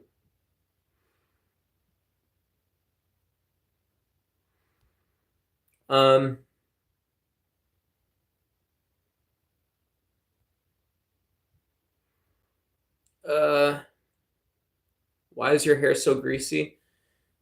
I don't know. It's just what it is. Hey, what's up, Fetus Deliciosis or whatever it is? Cool username. The SPLC has since become a fear-mongering donation machine. If you want to back up that argument, that is an absolute claim. You're saying that like this is my rule. You're saying that like my rule that I have for myself and people in my life, they have to believe this. And so, I would ask that you, whoops. We're still here, folks. While I'm bringing down the house with my own microphone handling skills, widen out the tripod. Hey, what's up, Zebra? That is your opinion. I love the Griffin family. I'm ready to get down, folks. All right. Yeah. So, that would be my recommendation, is don't have rules for yourself around ideas that are not cosmically important. What happens if you have rules for yourself about things that are not cosmically important, and yet you can only treat them like that?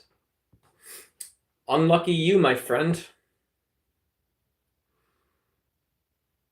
Yeah, yeah. My unborn children. Yeah, my whatever. Some cherubs somewhere. You know. This is a confusing moment between Donald Trump and Epstein was saying, yeah, we might get, you know, whatever it is, atoms, God giving life to Adam. We might put this up at Mar-a-Lago, and we might get some cherubs. Epstein took this the wrong way.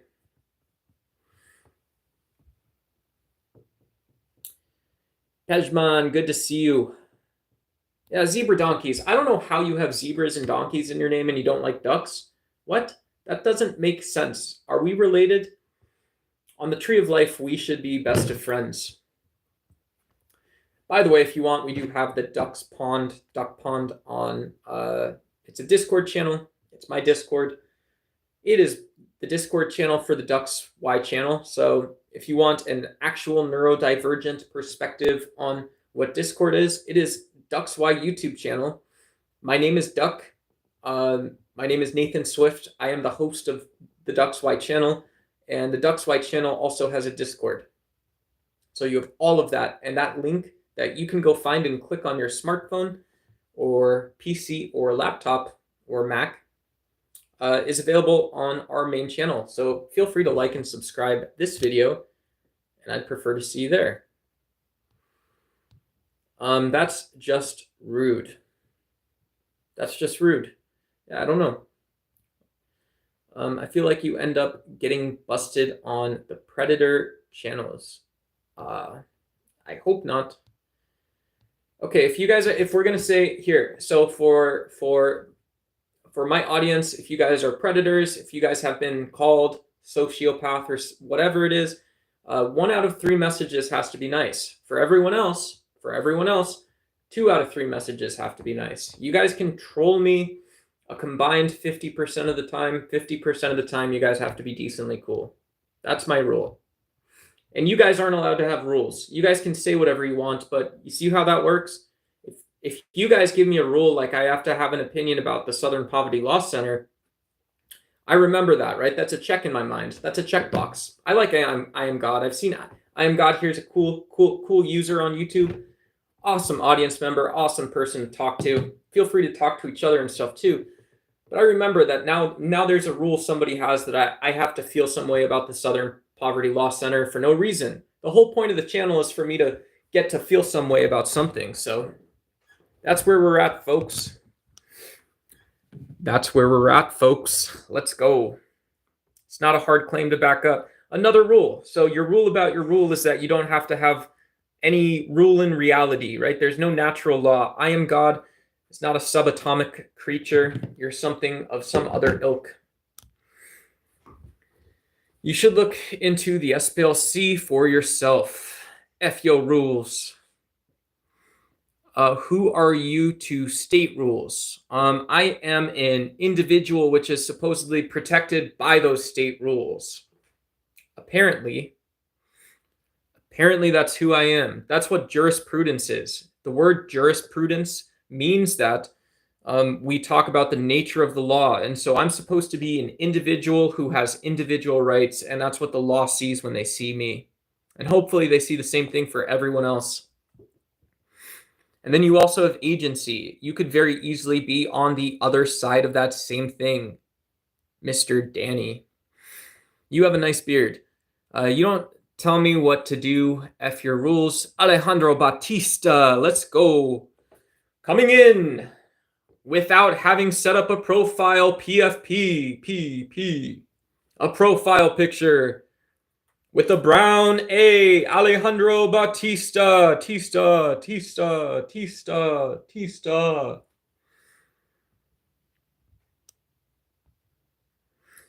Pass out before I tap out, scrubs.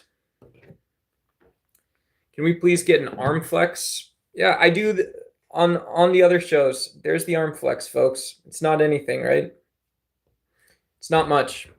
There you go. You want to be Liver King so bad? Nah, kid. I want to be a tree.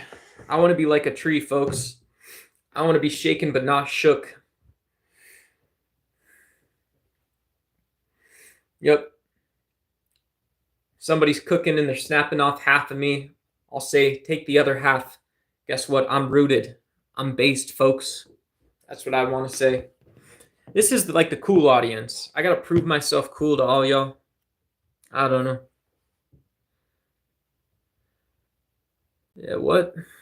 Of course, yes. You should look into the SPLC for yourself. I am God. That is the advice that I would give you. You should look into the SPLC for yourself. Yeah. You know, I remember I heard this story about the SPLC. There was this guy. His name was like John Smith, whatever. I don't remember his exact name, but he ended up graduating from like UCLA. He had like $10,000 in student debt. He did okay. And he was like, you know what? I want to go make not much better than minimum wage, right? I want to go make, $80,000, but I really, really want to have $400,000 or $250,000 in debt at the end of it. And so he got a job at Southern Poverty Law Center.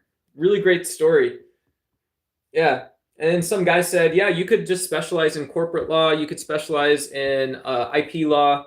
You could specialize in criminal defense and kind of work your way up, build the book of business, get the right kind of folks on retainer. You could specialize in civil law, tort law. You can do all those things. And he said, no, I really just, I'm digging this SPLC thing. So I'm not saying that you could not make a lot of money and be doing something you think is moral and still be an idiot. But it could also just be the case that you're just doing those things and you're a lawyer. So you're as smart as any other lawyer. So that's how I would start looking into the SPLC. Who are these folks? What's the who, the what, when, where, why? What are the journalism questions? I'm not a cool audience. I don't agree. The Griffin family. Favorite current musical artist? I don't know. I love the Goat Rodeo Sessions. That was a Yo-Yo Ma project. Very cool. Nebbia is a cool song. You guys want some drama llama stuff? Yeah. All right, we'll do this. Folks. I'm not actually going to share a song in chat. Let's see if we can get, because we're doing Christmas in July, so I got a Christmas shirt on, so I'm going to put Christmas music on. Very nice, very light. Let's see if I can get this going. The right volume. Imagine being able to build anything, for any reason, in any style, at any scale. Let's see.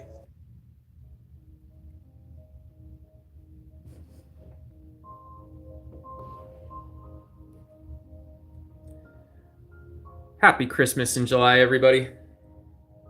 Hope you guys are doing well. Find a reason to celebrate. My friend Jack Talcott online told me I love finding a reason to celebrate. It's such a joy. And if you have the ability to have a clear head for just a few minutes at a time, feel free to celebrate. Johnny Winchester says, Joshki, I love the familiarity, the comfort. It's so nice. Hey man, what do you think about Spinoza's agreement about God?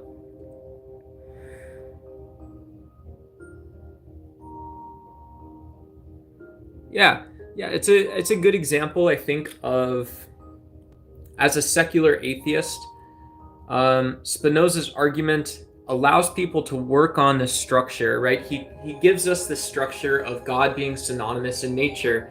And so if you're an actual physicist or an actual philosopher interested in metaphysics, if you're teaching yourself this stuff, you can always work on that structure, folks. You can always work on the structure where nature and God are this thing. As a secular atheist, it's like, well, where did that come from? It didn't come from anywhere. You just said it. You can say I'm using logic and axioms and reasons, but at the end of the day, you had to come up with the best reason that you could find for God, and it's still not a very good reason. Newton wasn't, Spinoza wasn't like super well versed in what Newton had argued. Humanity wasn't that well versed in what Newton had written. We hadn't like I would say Spinoza probably didn't fully unpack the entailments of what calculus tells us about the world. Calculus tells us that, at this time, there's not a better reason for us to assume that you can't use equations to model everything. The universe and anything else you model has to account for this calculus. And even though Newton's forces are wrong, as it turns out, most of general and special relativity in modern physics do add up. Those things add up and they look a lot like Newton's universe still. They're better than Newton's universe, but they still add up to Newton's universe. So that's generally where the rules in the universe come from what I know.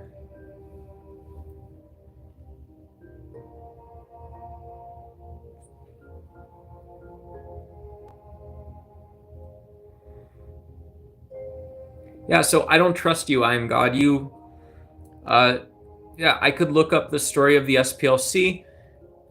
I could look up the understanding the organization and the founder and all that stuff, right? I can do all of that stuff myself.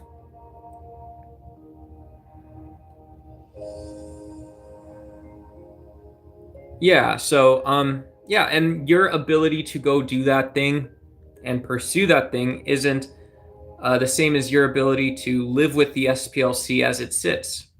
So you can do your hour a day spreading your own very weird dogmatic view about the Southern Poverty Law Center,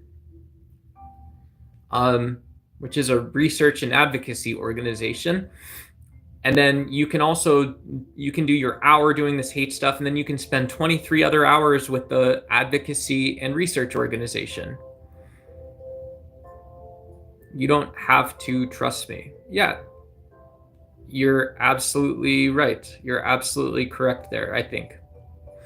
So, yeah, but you have to still close that gap of the argument I just gave you, kid. Sell your Xbox. You're not good. Really bad. Really not good, actually.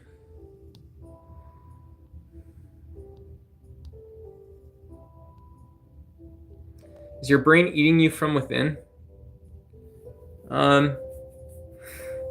Brains consume energy, so I don't know. Yeah, your kidneys recycle. I think your kidneys can recycle stuff up to your brain. I think they're supposed to sometimes. Your brain is also supposed to clear out dead cells, so weird question. Kind of a weird question.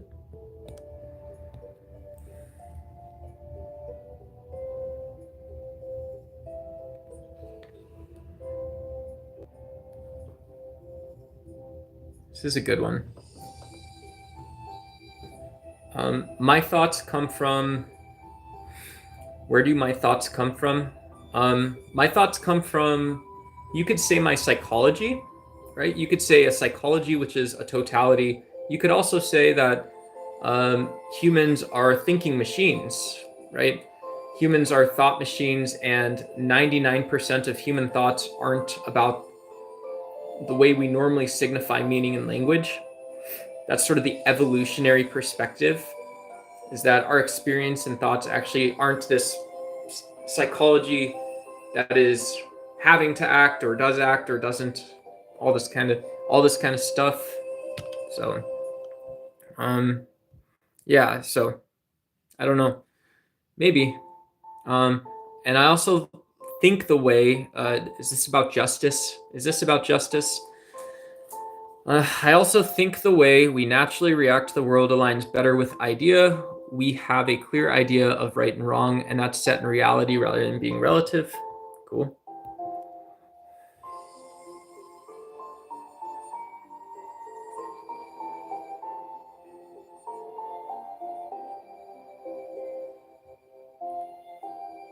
You can just take the SPL's word for it, I guess, which you've already done. How intellectually honest must you feel? I don't know. Okay. Thank you. I appreciate it. So now I get permission to just do what I was going to do in the first place, right? Is that what you meant? I'm God is just yeah. I appreciate you defending me a little bit. I appreciate the little defense Very, very kind. And yeah, let's move.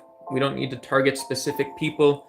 There was an attempt to support an idea in a way which I didn't totally understand personally. Maybe you feel differently about it, but I won't be told what to think or believe. Yeah. And so my favorite word in that case is free thinking. Free thinking or open-minded, same thing. Open-mindedness is another good word. I like the word open-mindedness. It allows us to stay the same. Someone was asking where our thoughts come from. If I'm open-minded, in some ways, I get to keep my worldview and expand that worldview, adapt it, and if at some point it totally pivots and changes, well, that's a good thing. I've done my job. I've done my job. Gosh darn it. And I don't really need to think about being based or anything else.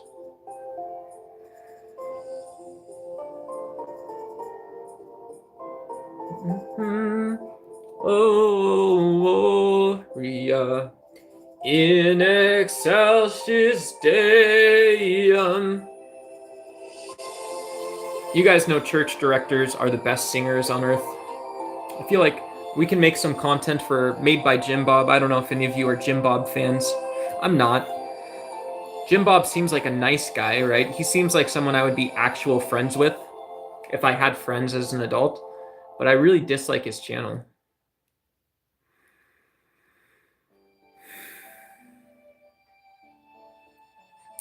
What's up, J.A.? Good to see you. Same answer. I would be happy to watch a tree grow. I would be happy to watch a tree grow. Yeah. Same message again. Yeah. Would you rather watch a tree grow? Yeah, I'd rather watch a tree grow. For Newton, I see him more closer to the analytics, and with Spinoza and rationalists becoming German idealism. Yeah, it'd be interesting. I'd have to pick that one up. You know, that this isn't like a big deal in philosophy, but it's a big deal for my own approach and psychology and the way I learn about philosophy. Is like Spinoza's a great systematic thinker. He's very systematic and structured. That doesn't mean he's right or anything, but yeah, I'd be interested in seeing sort of the analytic side of what Spinoza has to say, reading it for that sort of function a little bit more. Some of the meta philosophy that's like way above my mental pay grade, but yeah, you know, even if it's the case we live in a subatomic universe, we still have to really break down these concepts, categories, and whatever it is. You know, we have to be able to work within umbrella theories in some effective or sort of meaningful way, I guess. Stop trying to use big words. Hey, what's up, Matthews?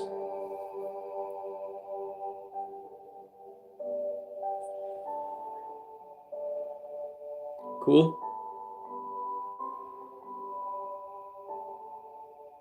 Cool. Yeah. All right.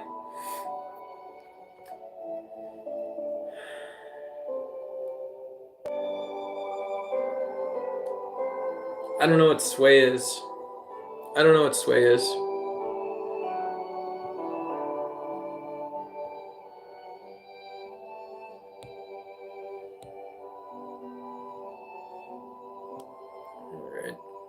All right. So we were just talking Matthew's piano covers. We were talking about people who have rules for other people. Yeah. It's a very grown-up concept on YouTube, no less. Yeah. You can do anything you want here, or you don't have to. So Matthews, when we don't have one thing I will time you out for, just ban you, is if you have your own rules and you feel you need to voice them. Yeah, feel free to voice opinions. I am God, and I just had a very fierce debate over the Southern Poverty Law Center, which I think is very important to me. It's very important to what I'm doing right now and what I believe.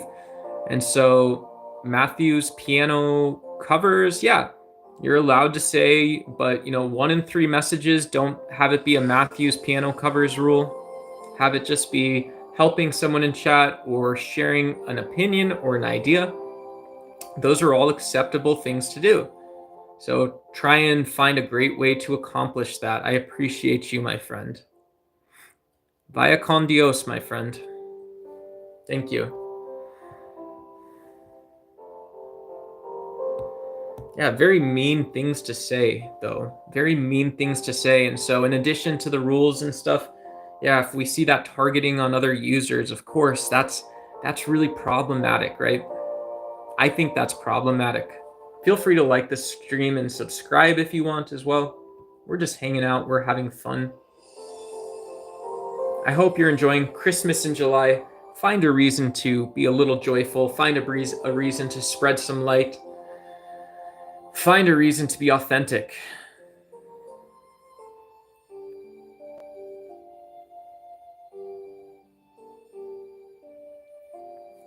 So right and wrong are absolutes.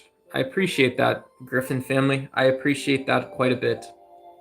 Yeah. So when we say rights and wrongs are absolute, or there's objective morality, we should imagine that those are consistent, they're coherent, and they remain that way. So when we have complexity that sprouts up, we can find a way that that complexity itself changes our description of what that sort of moral question is actually about. This is called meta-ethics. It's how a lot of grown-ups do these things. Do you call yourself God? Love the music. No, there's one of the folks that comes on the channel. Their username is I am God, Sharon Rockwell Ruffin. So I appreciate it though as well. I appreciate it. And yeah, happy Christmas in July. One of my favorite Harry Potter movies is Harry Potter 3 because it does start around Christmas time. Harry Potter 3, I believe a lot of the Harry Potters have a Christmas scene in the movie. And so really well done, especially Guillermo del Toro, maybe J.K. Rowling, the author of Harry Potter, wanted to include she wanted the audience to insist alongside her that, or she had to insist to her audience and they accept it, one of those, that, yeah, this is a story that every time you read a Harry Potter book, this takes place over the course of a year. So you have to have a year. Otherwise, you don't have a frame of reference. You don't really have scenes. You don't have a world. You don't have a world that exists over a year if you don't have a year. So I don't know if any of you guys are novelists or like reading novels. Those are interesting things to do. Yeah, David D. I don't do psychedelics. I'm an ethical vegan. Yeah, cool. Can you explain the concept of meta-ethics a bit better to me? Put it into, yeah, so,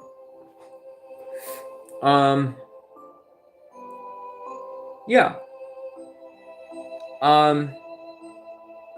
And so here's one way to say it, is you said stupid people. Donald Trump, I was looking up, he used the R slur, so he said Kamala is retarded.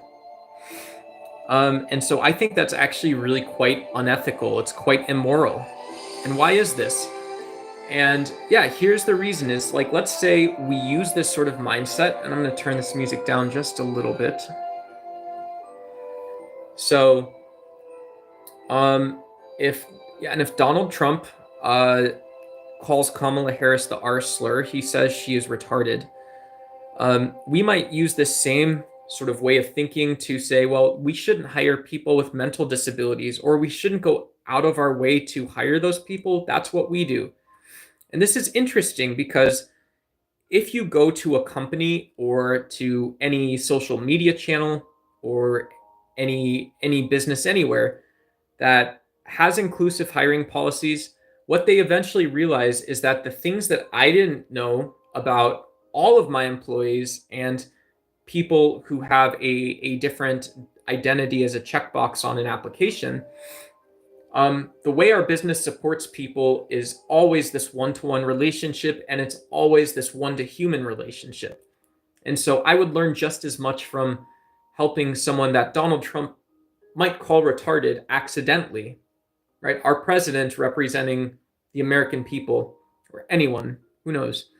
Everybody's A lot of people have been guilty of saying that. It's a really bad thing though. And so this is like an example of a meta-ethical exploration, is that, well, the moral relationship, what I ultimately reach is the moral relationship between an employer and employees in general is this supporting a human in a sense that makes sense for the business.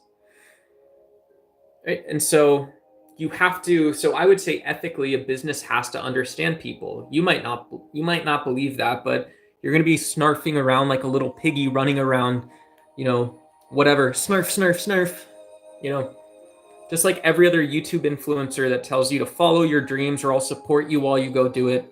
And they actually just want you to be a worse version of yourself instead of being the best version of yourself. Being the best version of yourself, or at least the most informed. Right? Those that try and even fail, and those that try and learn and can try again, um, those people end up being more successful. They're more useful, right? Who would disagree that those are more useful from like a social or tribal perspective? There's more unification. So you said, I love Griffin family. You said that morals are absolutes. So would you say what I just said? Now you tell me.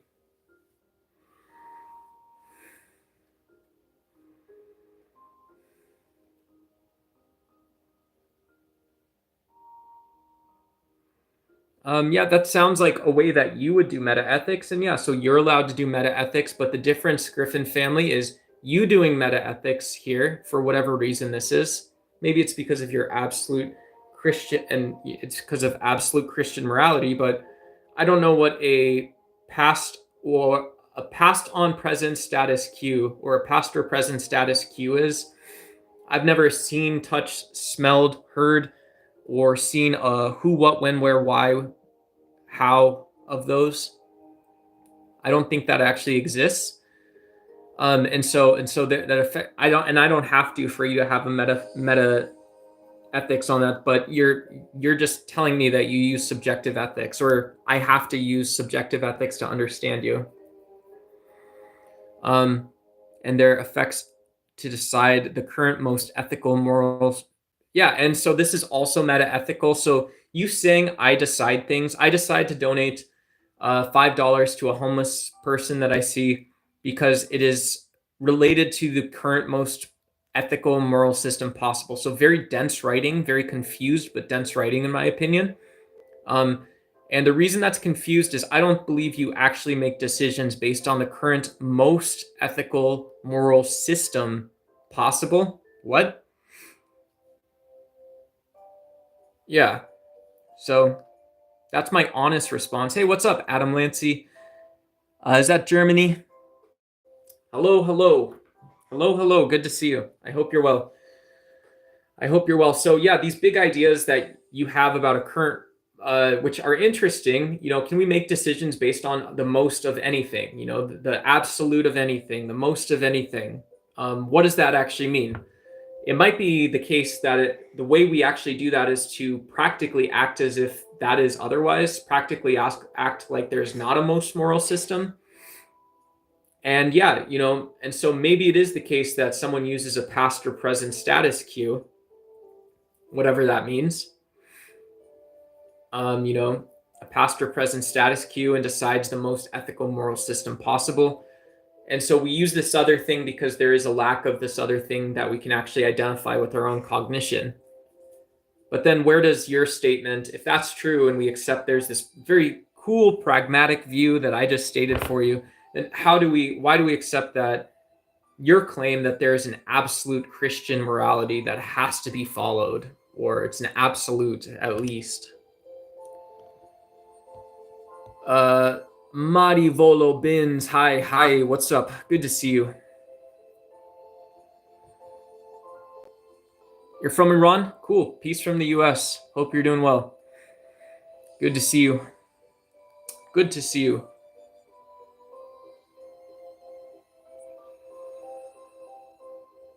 Status quo. Oh. Yeah.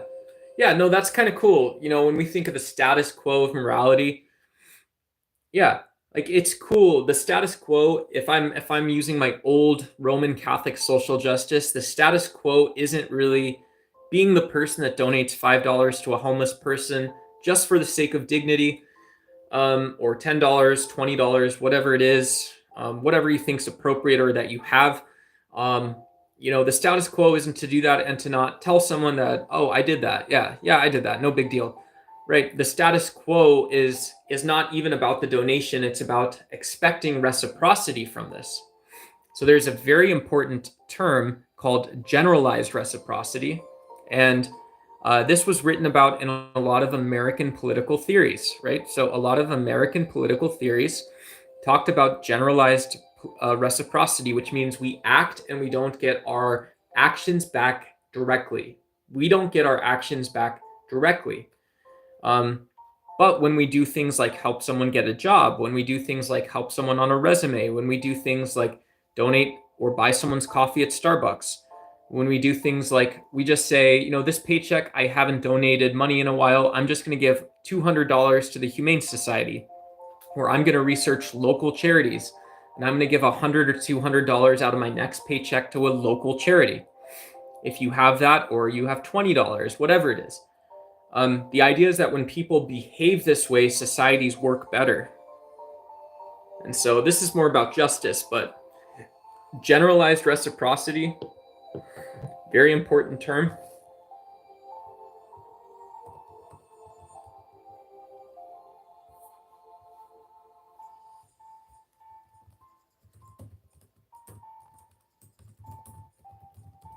And you guys, if you guys think I'm lying, if you guys think I'm joking around, um,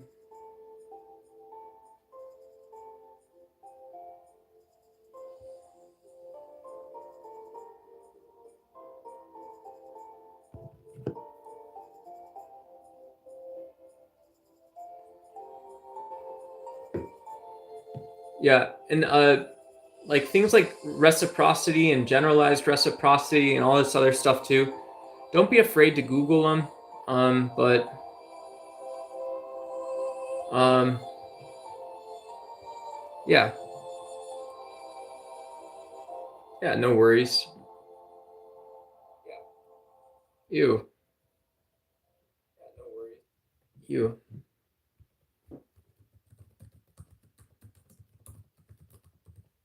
Cool. We got two folks from Iran in the chat. What's up? Peace from my municipality of the United States. I hope everybody's doing super well tonight. Yeah, if you want to like my video and subscribe as well. I usually spend about 10 hours a week running outdoors in Arizona. And yeah, one of the things I want to sort of accomplish is being able to talk about smart ideas, politics, philosophy, fitness, health. Yeah, tell people about myself, tell people about where I'm from. And yeah, really just have a good time. We spent the first hour or so of this stream reading news stories. What news provider? Yeah, I had good luck today. LA Times, New York Times, and BBC were the three that I recall. I like Reuters. I like Christian Science Monitor. Those are all great great news sites. They're all news sites with a local interest, maybe a special geopolitical or national bend. Sites like BBC, when they cover certain geopolitical issues, tend to be a little more thorough. CNN can also be very thorough. Who was it? Fareed Zakaria. I don't know if you know this. We maybe talked about this on a different stream, but Fareed Zakaria, very famous geopolitical analyst, studied under Samuel Huntington. He was classmates, I believe, with Francis Fukuyama, or about the same time. They were both at Harvard. So very smart people. It's some of the news sites. You can do a lot of deep reading or soft reading on common stories. And yeah, and yeah, that's just how life is sometimes. It is like, truthfully. And so you have to, on the one hand, it's important to understand if it's, it's like, explain, kind of explain what the happs in the world are. that's the way I would say it, is like, yeah, you could explain the haps in the world if you wanted to. You could explain the haps, right? It's good to have that. It's good to have that type of explanation and then when it, if you don't see that on that news site, you just go to a different news site, of course, but it's a nice thing to do. So, yeah, yeah. But right now I'm cooked, folks. I'm not saying I'm ending the stream, but it's like 115 degrees. I went for a walk yesterday in Arizona. I went for a walk, a night or two ago. It was not that hot, and I felt like little droplet of rain on my cheek. It was a little overcast. I go out today, it's 25, 30% humidity, 40% humidity, whatever it is. And it's 115 degrees outside. And it's like, hell no, folks. Hell no. I'm not going to go do that. I'm not going to always think about that more. I'm thinking about it now, folks. Where do moral absolutes arise from for you? Do they exist through meta ethics or not? Yeah, so if I was to look at like a moral objectivity in the universe, or what an absolute might look like, the closest to a moral absolute that I would recognize and maybe grant in some cases is that, and this is why I sort of agree that MAGA is the woke right, is like what most people actually mean, or what I think they were asking about. What I think you were asking about is that, yeah, if I look at the general social structure of society, there's a moral absolute in there. You can't overtax an American taxpayer. You can't force someone to eat a vegan diet. You can force people to eat a vegan diet if they're starving. I can't force you, the Griffin family, to eat a vegan diet. When someone is starving, they will happily eat a vegan diet. If it is sustenance, if it's keeping them alive, if it's good for them, if it's good food, you can force them to. So that sounds like a weird moral absolute, but it doesn't sound like what hacks and liars like Andrew Wilson talk about on the internet for their audience. So I believe in objective morality. Yeah, I also very much am happy to accept that moral stances are the way that 99% of us operate 99% of the time, and it's just because of our evolutionary psychology. Trump trying to fix the sports teams' names. What about the Hornets? Whatever happened to the Charlotte Hornets? We still have them. They had the coolest jerseys. Oh man. Do you guys remember the teal all-star jerseys? Those were so sick. I wanted one of those. I think that was one of the year that the All-Star Games was in Phoenix. We had this black jersey with like a turquoise cactus on it. That was so sick. I would love one of those old Jordan jerseys.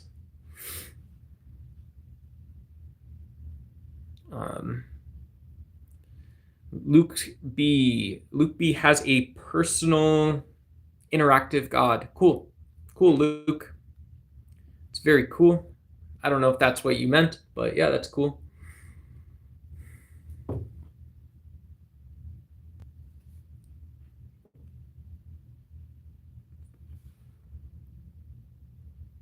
Oh, LaMelo Ball is on the Hornets, so obviously. Yeah, I knew that. And Big Curry. Yeah. Mellow Jello, folks.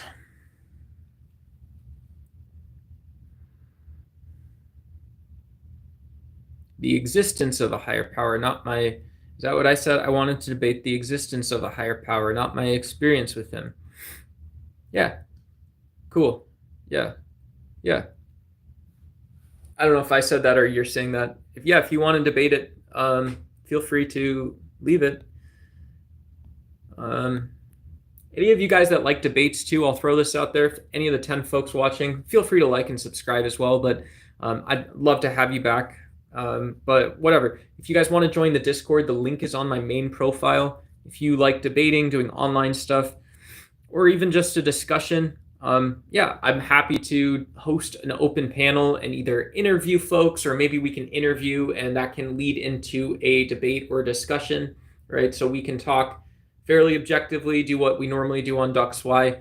And then if you want to make a point or you have an argument, yeah, and we'll see what the audience thinks, right? The audience ultimately decides everything. And I will also be up there and I'm happy to disagree and debate if we get into that point of time where we can do so. Do I believe time has a beginning?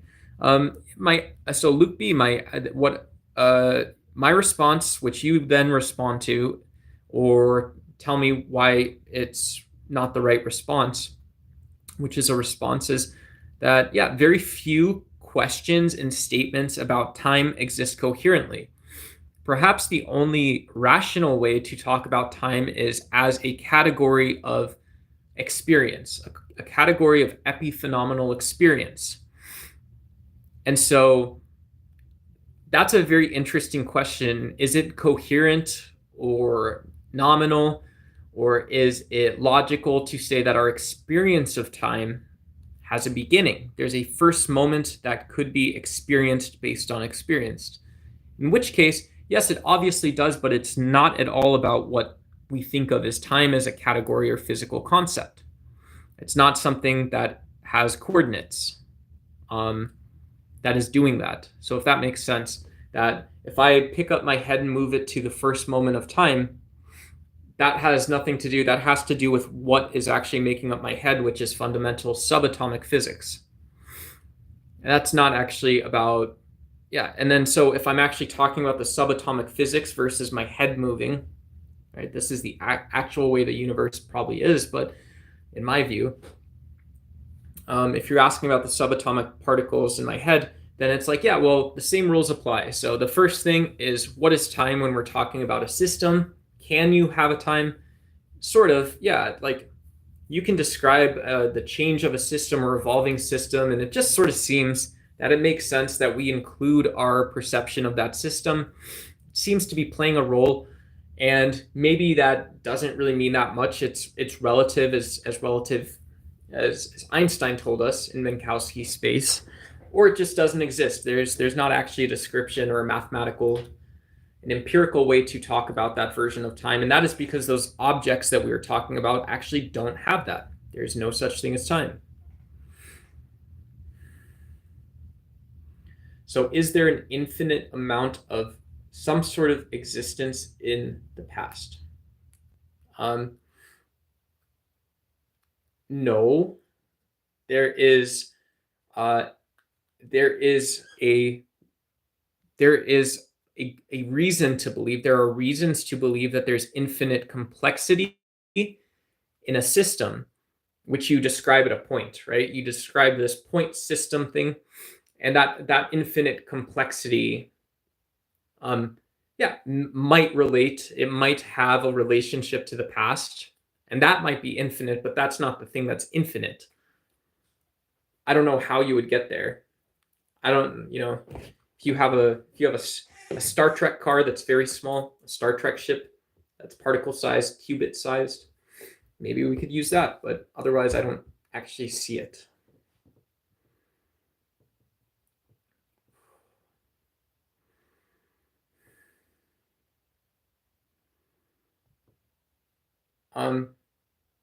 Yeah, I wouldn't listen to me that much, Griffin family.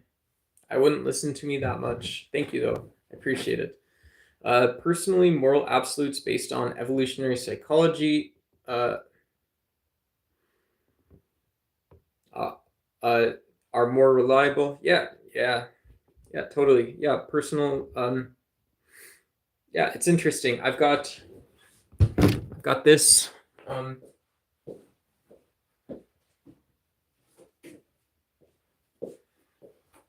This is every streamer who talks about intellectual traditions or who is an atheist should have a copy of this book at some point in time. Yeah, if anybody's doing YouTube and you want the US audience, or your whatever, if you're doing YouTube, I'd look up a copy of this on eBay or something.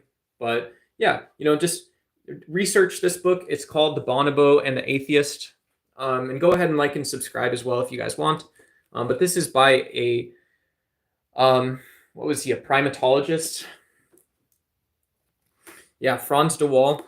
And so yeah, he's a biologist. So I don't know, maybe he is a primatologist, but he's a biologist.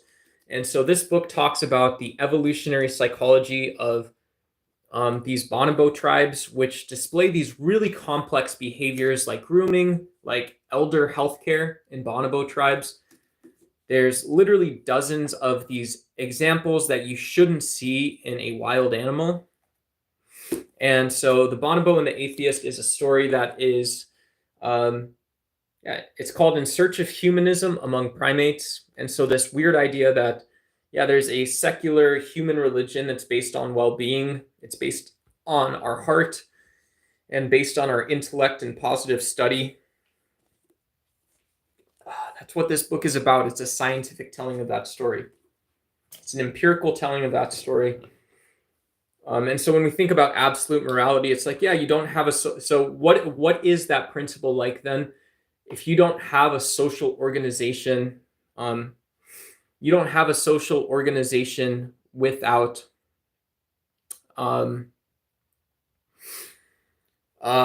without empathy. Well, then what is it? What is that society like when there isn't empathy being displayed? Can you still have an ethical society? What happened to the ethics? Is the ethics because of the empathy, or is it inclusive of that empathy? Um,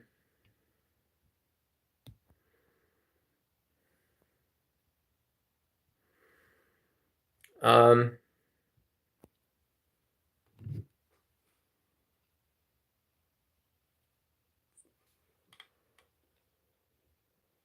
yeah, Luke B. So that's sort of Zeno's paradox version of stuff. Very cool argument, Zeno's paradox.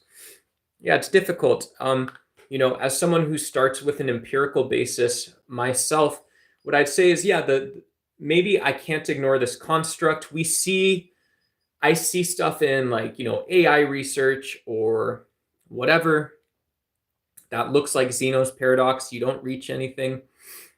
But also empirically, there doesn't exist such a thing as Zeno's world. There's not a mathematical construct which is ever discernible. It's ever discernible. And if it does exist even on particle systems, I think guys like Michio Kaku, I don't know, I obviously can't speak for like one of the smartest physicists to have ever lived and one of the best science communicators, but my view is like, well, maybe we do find Zeno's paradox, but why is it important? Like, actually, is that the most important story in simplicity, in fundamental objects, and in complexity?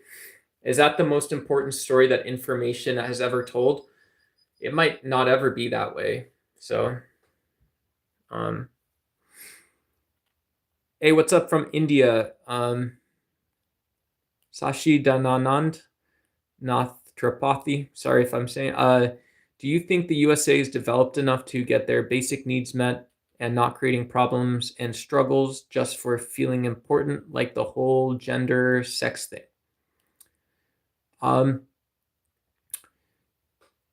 Yeah, the USA. So I would say it's the state of tech. Like based on how you worded the question, the way I would be able to understand that, like if I don't know that I fully understand the perspective or how I would go about doing that. But yeah, my opinion is that yeah, the US's path has been torturous. It's the US has been tortured before. So yeah, so my opinion is that the aggregate state of technology and society is one that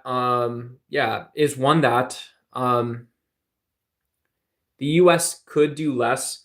And there's also normative and positive conditions in the US which make it difficult for the US to be less consumer oriented. We consume products from places like India and from places like China who are feeding populations of 1 billion people.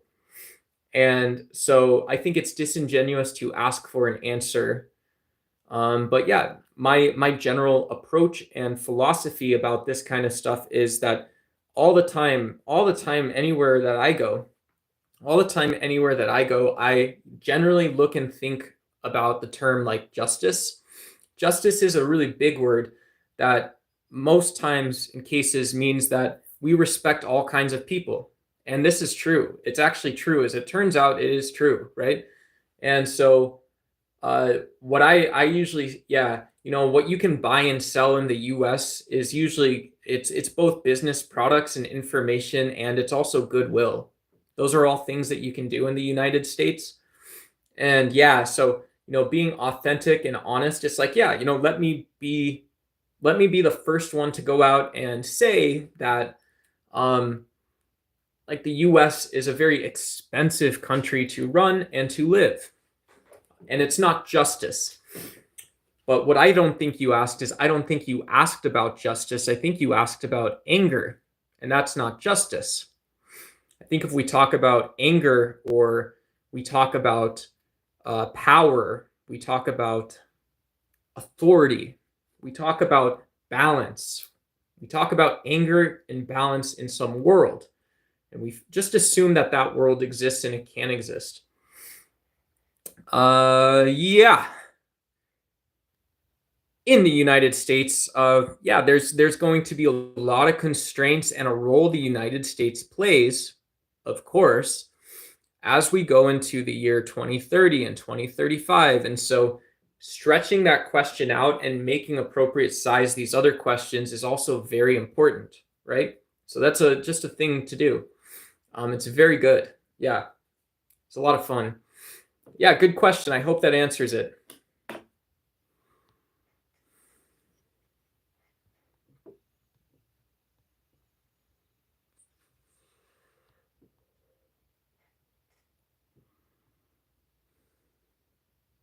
People who have it easy do have a way of creating problems. Oh yeah. Yeah. Yeah, some people we deal in comfort, we deal in creature comforts, we deal in predictability. We also deal in the scope of greatness and the problems we can solve. A little. Diogenes said that you're supposed to ask. Oh yeah. So Diogenes said, ask for little, and so okay, you go ask, and however you decide to accomplish it or achieve it, whatever, cool. But Diogenes said you can go ask for little. Very cool. Yeah, that's cool. And live without fear, right? Jack Talcott, one of my favorite YouTubers, his favorite slogan is "Live without fear." That's true in 99% of cases, 95% of cases. There are 1% of cases which are about fear. Cool. Decided. Sucks. Bye. Hell yeah. Hell yeah. I was just trying to expose race hustling and the hypocrisy being that it affects race relations. Cool. Yeah. Yeah. What was I going to say? Yeah. I think it's inconvenient when people spread subjective beliefs and they say they're going to be problematic just for the sake of being problematic, right? I don't say that. I haven't thought about it. Maybe I should, right? Should I? Should I? Did I? What? Yeah, and the other thing that I would say to I am God in that conversation, we don't have to bring up the SPLC again, but if it is the case that, if it were to be the case that you can solve a problem, you can also do it the opposite way, right? You can create a problem by understanding it. And if you don't understand it, you're not actually solving that problem, right? It doesn't matter actually where you are, as it turns out. So, yeah. So,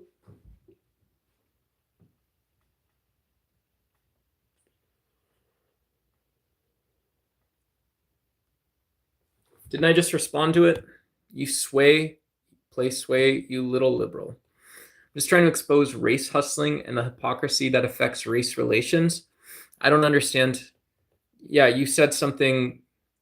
You were talking about the SPLC, and so now you're just saying that my same rule that I have about this is about whatever it's called. Now you're just saying the same exact thing that I just said, actually, as it turns out, right? Yeah. So yeah, no worries. It's cool. Makes me happy. Makes me sad. Yeah, have some emotions about the things that you're gonna do. I am God. have some emotional or semantic skin in the game. If you don't have semantic skin in the game and you don't have a reason why the fundamental is as important as the macro condition that you're trying to understand, uh, then yeah, not only like just from a social side, someone will accuse you of coming off as less believable, and you don't actually want the W's, the wins where you're actually right. I don't want those. Read Luke's comment. Sure. Whatever you want, kid. Whatever you want. Mudasir. Hey, what's up? Good to see you. Big fan. Cool. I'm a Mudasir fan. Just so you guys know. Sucks by Brycion. I don't know what Luke said. I can't find him.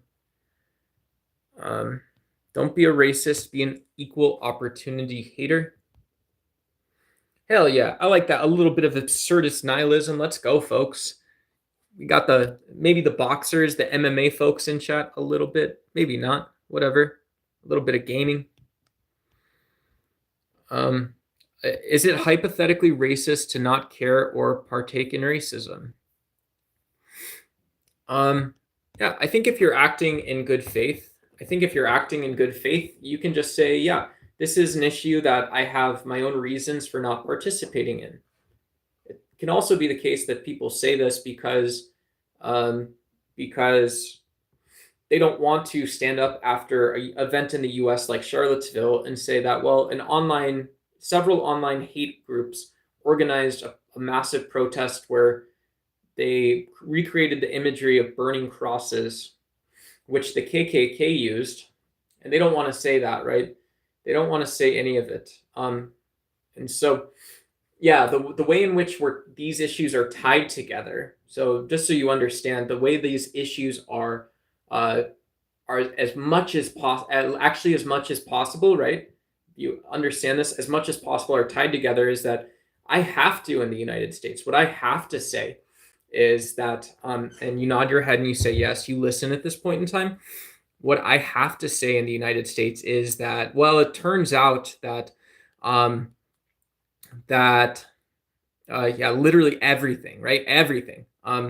Everything about tolerance has to be about staying firm in this decision that we said racism isn't acceptable. We have laws for it. We have laws for free speech. And you're very much allowed to use those same laws to say racism isn't acceptable. There was not, as Donald Trump said, two sides to that. There was not, as Donald Trump argued, two sides to that. There was one side to it. And so being able to re-explain and understand to your friends and family why, even if you come from a conservative family, you say Antifa was right to protest this. The people who were spreading Hitler and anti-Black racist memes on the internet, anti-Jew memes on the internet, this is what these people are actually talking about and doing. And why? The reason that is of course because they were hateful, they were bigoted, and so Antifa was right to be there. And so, yeah, if you don't want to be anti-racist, if you don't want to be anti-fascist, you do not have to be. The way I say it is very simple. You can say Antifa has smelly armpits, they drive Priuses. You can say they do disgusting vegan meal prep with kimchi on top. You can say they listen to bad underground punk rock, which is hardly Marxist and hardly punk rock. It doesn't do the thing it's supposed to do.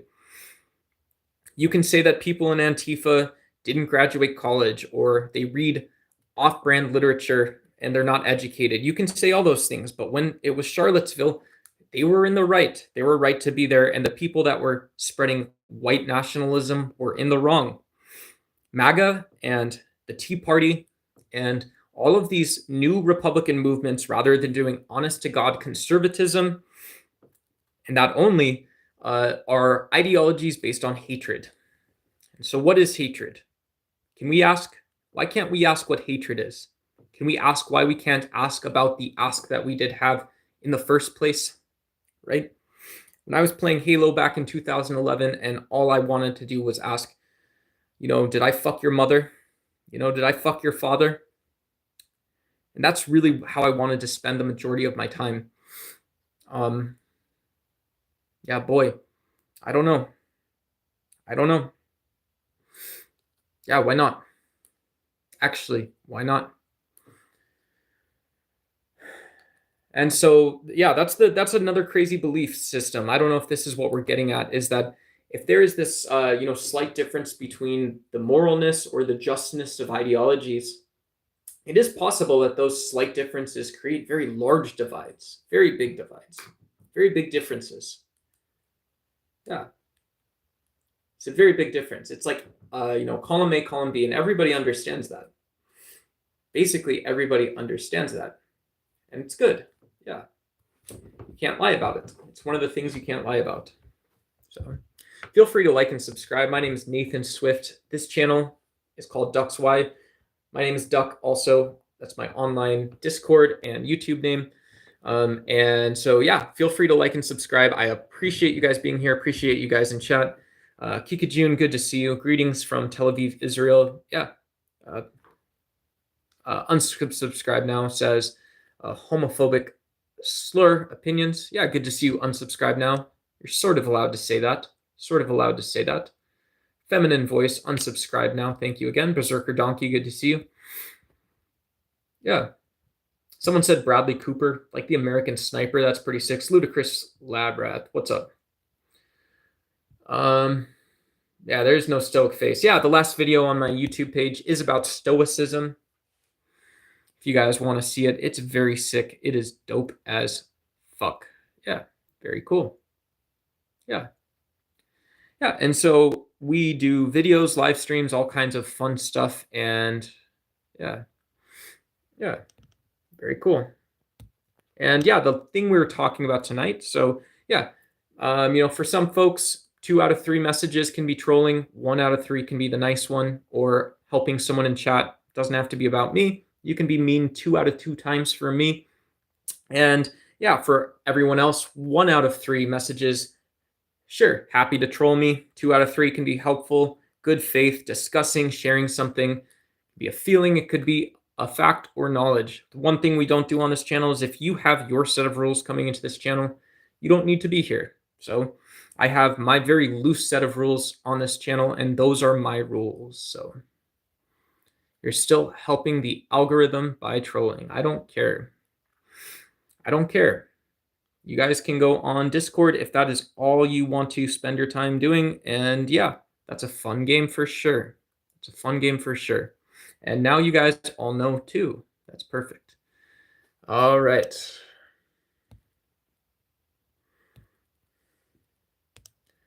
We'll see you in 24 hours, my friend.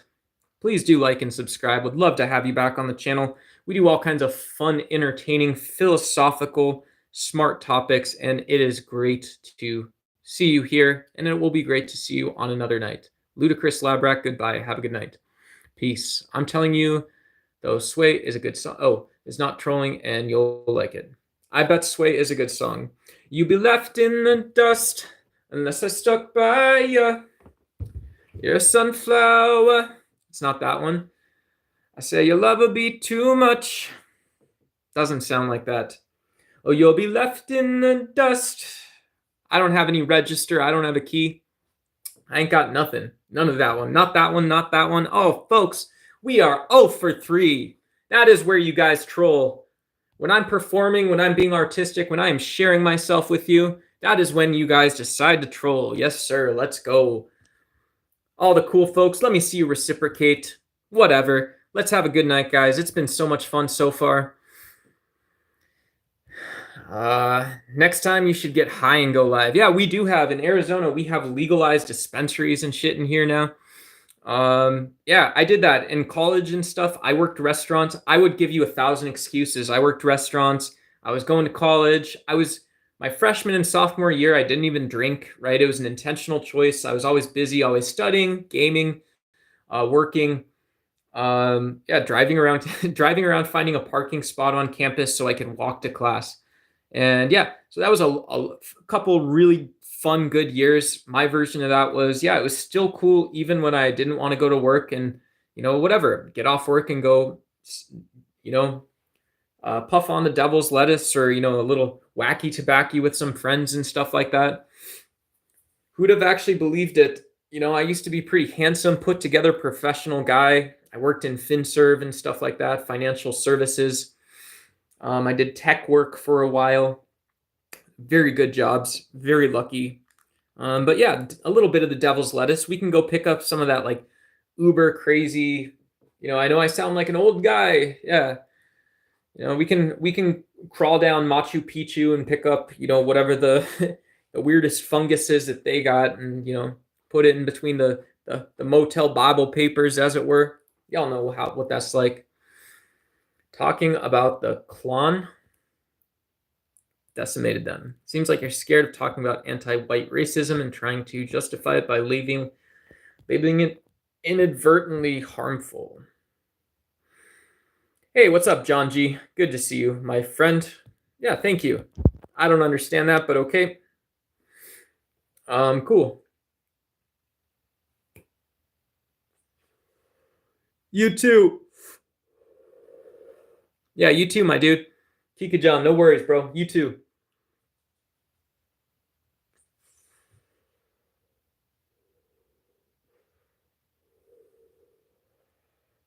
Hell yeah. Why would it be? It's not legalized here and it sucks. Yeah. Yeah. It's crazy.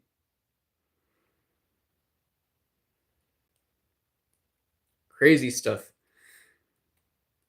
Yeah, Malaysia, I think Malaysia, do they still, or they were putting people to death for that too? Is it racist for a white person to not want to date a person of darker color? No, I think your attraction and relationship attraction is fine. If that was me, I would want to understand and explore that sentiment, that idea. Yeah, who knows? The universe could bump you into 4 or 5 different people, and what's best for everyone involved. Even so, yeah, let's say I hold a subjective racist view, but I still believe in objective stance that, in an objective sense, people are moral ends in and of themselves. I still have a responsibility, even if I'm personally racist, to seek relationships and friendships which are best for those people and myself, right? And so maybe it is the case that even with my subjective racist background, I still have a responsibility to understand that, right? I'll either become the uber racist or I will become anti-racist as a result of that. Pray for Trump and take him off the list. I don't know what list you're talking about, the Epstein list. Have you ever been to juvie or jail or anything? No, not really. Yeah, no, not really. Why do you think people ignore the fact that the 2 largest hate groups are black and outnumber every white hate group combined? Yeah, feel free. Yeah, post. I was going to tell you to post a link in chat, but yeah, I don't know why. Seems like a very absurd statement. Not in a sense, that's not what we meant earlier when we were talking about queer thoughts, queer ideology, not like as a substitute for saying someone is a part of the LGBTQ plus community, but almost as an aesthetic or intellectual or metaphysical approach. This strange idea of queerness, which maybe uses tools like juxtaposition, uses tools which bleed between subjective interpretation and objective facts about reality. But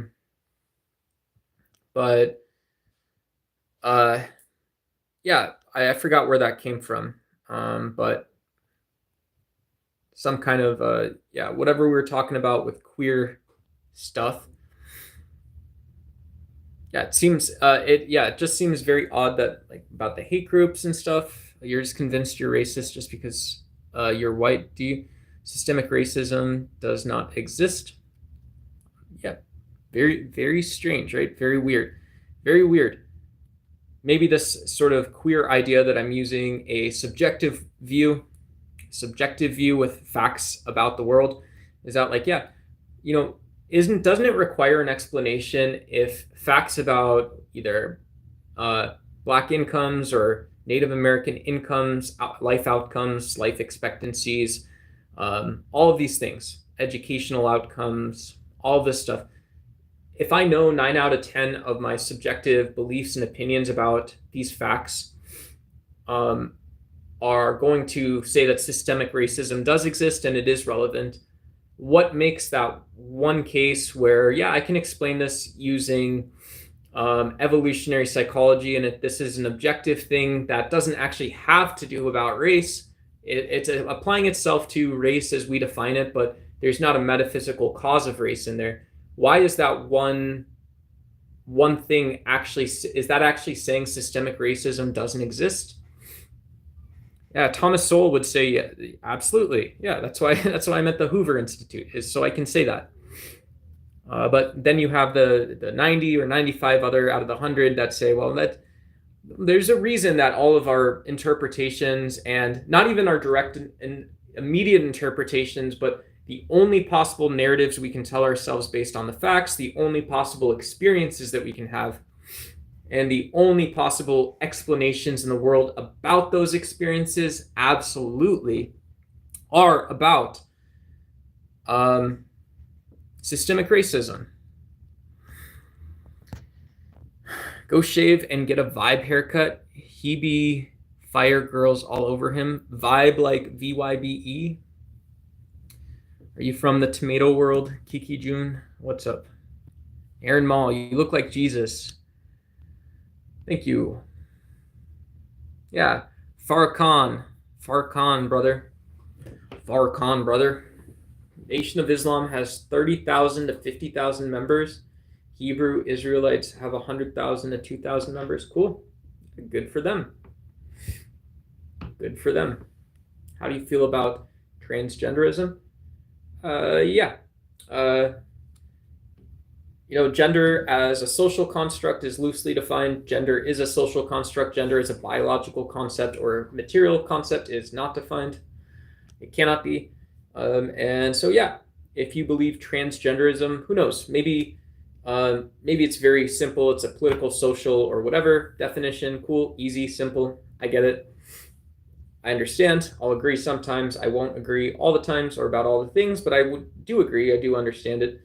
And yeah, for the cases where we do agree, yeah, who knows? Maybe the gay label or any of those things are sort of like mental health labels. Like, yeah, you have it in some sense, but if you're an ex-felon or if you're bipolar, are you bipolar? Are you an ex-felon? Are you gay? Are you trans? How much can be gleaned from that topic? All that kind of stuff. And yeah, I see it as sort of a first order general sort of, Sunday chill stream thing that, yeah, shouldn't we just always find people that we can get along with? We have similar interests in, we can talk to each other. Yeah. Sometimes those things work really intuitively. Sometimes they don't. And yeah, who knows? Right. So so whatever. But the KKK has 3,000 to 5,000. Proud Boys have 2,000. Patriot Front has hundreds. Yeah. But yeah, I don't know. I Am God seems like you. Yeah, I Am God seems like he. It seems like you're doing one side of the equation. You're doing the kind that serves you.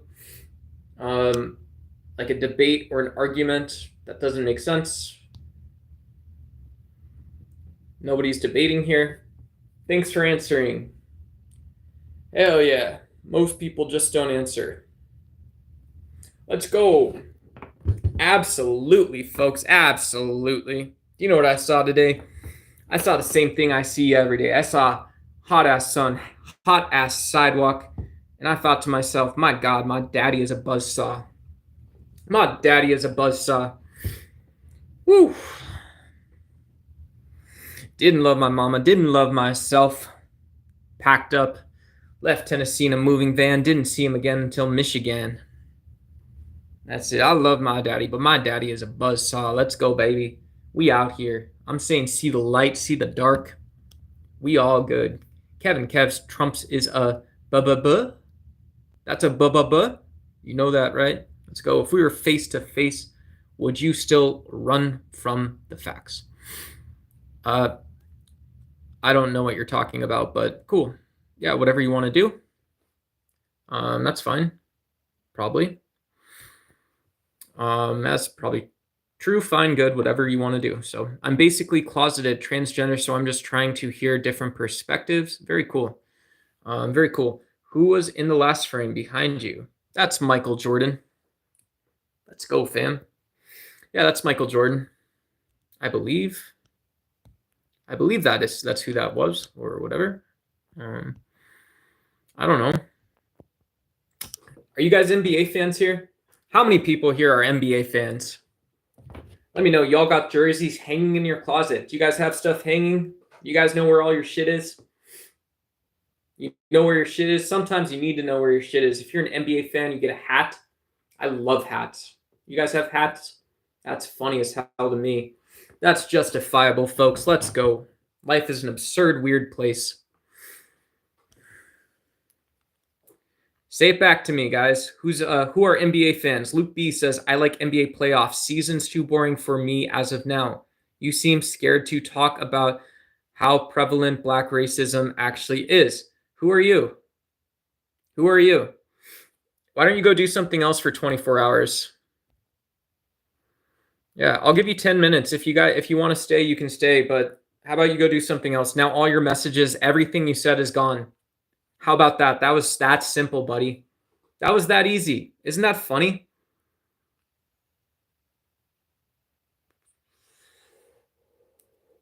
I'm sorry, folks. You guys can always leave feedback as well. If you guys want people deleted from the channel sooner, you can let me know. I will take your feedback and make up my own decision as always. Thank you. I appreciate you.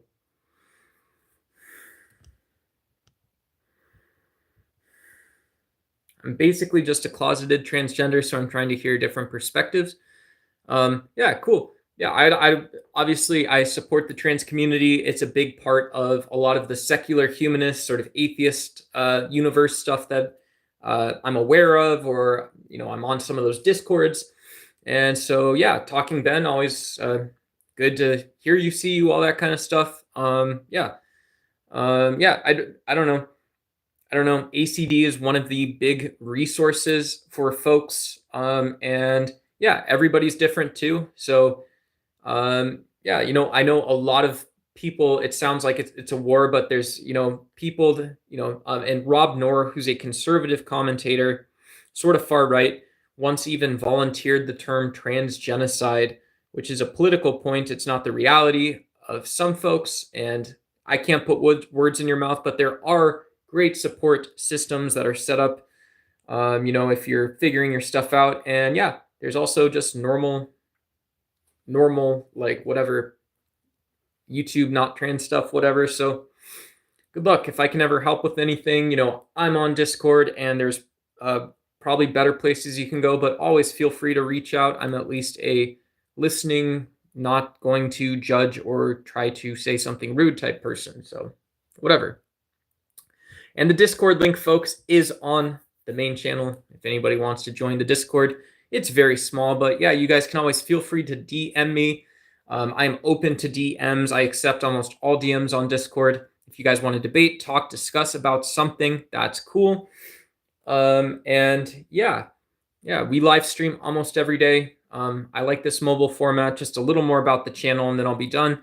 There is a video about stoicism on the channel right now. It is on the main page under videos. There's a fitness stream under YouTube and stuff like that and stuff too. And so yeah, don't get too carried away. But if you do want to like and subscribe on the video, I will be forever grateful. Thank you. Yeah. I think it would be counterproductive to boot them, mute them, and let them learn. Cool. Counterproductive to boot them. Yeah, sort of. I've seen. Yeah, the thing we're not going to do is I'm not going to be streaming for. I'm not going to do a 4-hour stream. We're at 3 hours right now. I'm not going to do a 3-hour stream. I don't care if I'm making thousands of dollars and it's like one of these online far right hate channels. Right? Some people want to take it 10% seriously, so I want to be here to support that. And yeah, you guys can see I'm sort of focused type A guy. Like, I like having fun. I try and work on the like the entertaining parts of the show. But Yeah, we're here to support the audience and stuff. So I don't totally agree with you that it would be counterproductive to boot them. I think when people are going to do one thing and they're going to tell the chat how they're supposed to be, you can get the fuck off my channel. You can come back if I just, yeah, if we've been having good faith discussions, you can come back. And yeah, I don't kick you right away. So I think that's a very selfish opinion, actually. The more I think about it, Berserker Donkey, that's very egotistical. But why? Did you answer that I am God guy and he was just being a bee, or did you actually ignore him? I'm confused. Um, did you answer the I am God guy? What do you mean? Did I answer? Like, did he have a question? He had statements. I'm not going to talk about other people here, by the way, but um, yeah, yeah. So, what's worse, furthest right or further left? Um, yeah, I mean, if I don't commonly, yeah, I mean, that's so you're asking me to speak into what you're saying already, Luke B. You're asking me to say leftists or righties. Yeah, all lefties, all righties. I'm on the right sphere.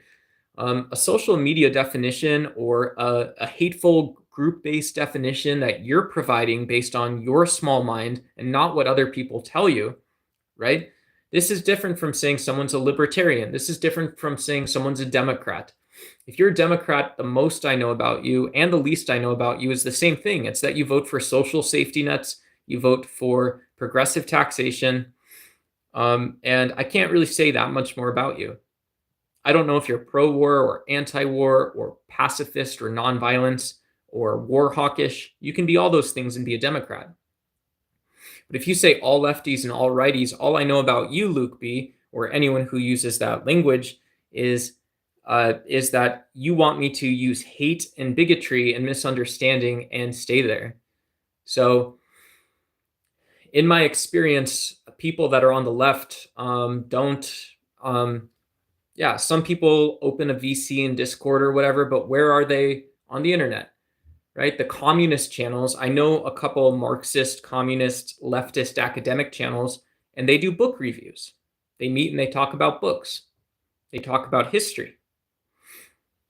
To me, that seems very different than people that are starting conversations about LGBTQ plus, about the most vulnerable in society, that aren't conversations about dignity. They aren't conversations about actual Christian ethics. They aren't conversations about actual secular, atheistic, naturalistic, objective ethics. They're conversations about getting subscribers up, about making people feel like they're adults rather than telling people, now is your time to be an actual, honest to fucking God grown up on God's green fucking acres, buddy. You're here. You've arrived. You've made it, folks. Donald T. Be right. Vote right. I hope you're all right, Donald T. You'll have to explain that one to me back one day, folks. I don't know what that means. I hope you're happy and comfortable, though.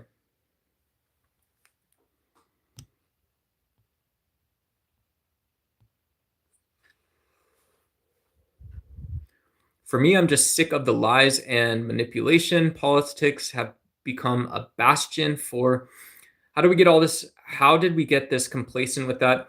How do we heal it?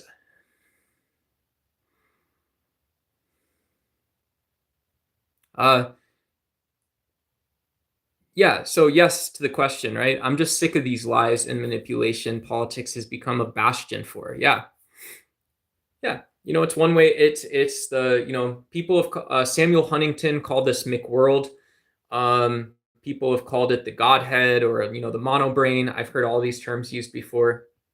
Um, and yeah, my phone's actually the battery's about to die on this part. So, um, but yeah, um, yeah, it's crazy. It's crazy to me using a term like the actual national character, the national interest, embracing nationalism as something that people can speak around while also using moral language, also using the language of justice should be a better way of communicating. We were talking about this Las Vegas or the Hollywood nightclub drive-through crime. Some guy drove his car, hit 30 people. He got pulled out of his car and shot. Someone shot him right there. Yeah. So yeah, and so that yeah, whatever it was. Um, But yeah, the more accurate sort of way of phrasing this is that, yeah, if I'm investigating this guy, if I'm investigating Epstein, I'm talking to whatever her name is, Maria Farmer or something like this. Okay.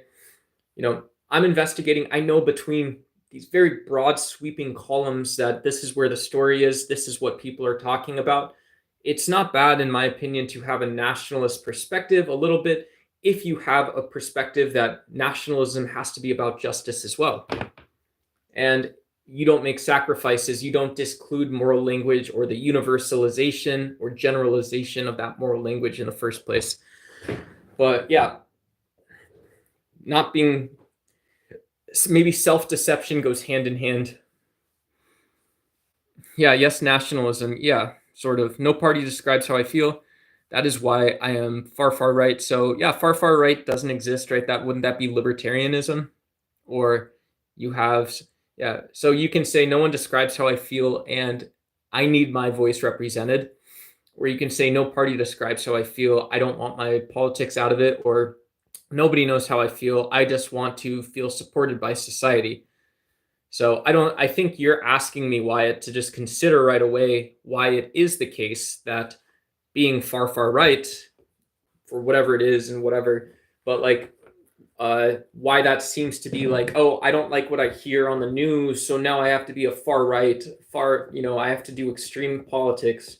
That's not true. What's up, Pagan Prince? Let's go. Pagan Prince tuning in at an opportune time. I just got the alert. My phone's at 5%. I ain't plugging that B in. Screen's going to close. Hey, what's up? You really kicked me because I asked questions that you were scared to address. That was really lame, my guy. Yeah, be a little more self-critical, I am God, since we're doing this here. So that's one of your 3 messages. You can send one more that is your rules and not that nice, and then you'll have to do something else in chat. Cool. There you go. Yeah, we'll put you on a meal stipend plan. You've got like SNAP benefits or healthcare benefits in chat now. No worries. Congrats. Now you got strings attached. I'm definitely on the left, but I know there are great people on all sides, and people have their reasons, whether I like them or not. Yeah. Yeah. Cool. Yeah, I think that's how most, yeah, who knows? Yeah, if that's how you feel talking, Ben, there's, yeah, cool. There are people on both sides. There's even great people who voice strong opinions. I wrote a really scathing article about Rand Paul yesterday. It's on my Substack. I won't promote that tonight, but yeah, but I will promote this idea that Rand Paul is sort of this guy who went with some weird, almost counterintuitive Christian moral claims in his politics. He calls himself a constitutional conservative now, which I don't think anyone can trust or know what that means. And this is different than a guy like Ron Paul, his dad, who was a libertarian, who always said, you guys stay away from gay marriage. Gay marriage is fine. Like, let's get the military to solve this sort of LGBTQ plus inclusion thing in the military. It's a military decision. It's not for the federal government to be spending time on this bullshit. Right? And so, there are people like Rand Paul, who was a great doctor. He's a great community organizer, very philanthropic guy, very dedicated to his work at all times. I could say a lot of nice things about Rand Paul and disagree with him still. And I think that's how most people in politics were and formerly were, right? People said Matt Gaetz was like that, and then it came out that he graped a 17-year-old. So, before Matt Gaetz was alleged, or it was known that he raped a 17-year-old prostitute. Very sad, right? It's not a political point, but that's also what happened. Matt Gaetz was one of those people that was idealistic, very fierce, and many people thought was this really upstanding person that would always be able to do the right thing and be ready to manage and lead in and through complexity. Always a pleasure hearing your takes. Hey, cool. Yeah, Berserker Donkey. Thank you. I appreciate you. Now I know how 1845 abolitionists felt. Cool. I don't know what that means. Quality gaming.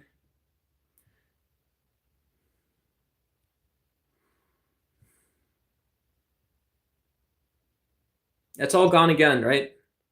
No questions even. No questions, I am God. No questions, and those are all gone too. That's crazy to me. How does that happen? In what cases does that actually occur? Very few, probably none, but I just don't get how people want LGBTQ plus in the military. It's just normal. How people don't want. Yeah, there's normal people. Yeah, cool. Yeah, yeah. Militaries need to have values that fit within a chain of command, I think, generally, and within the ecology of a military, right?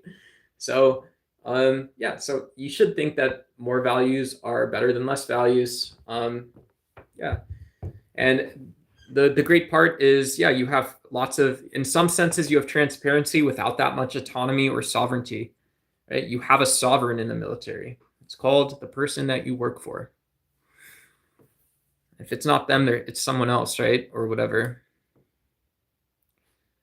So you won't answer questions. You made that clear. Ask a better question then.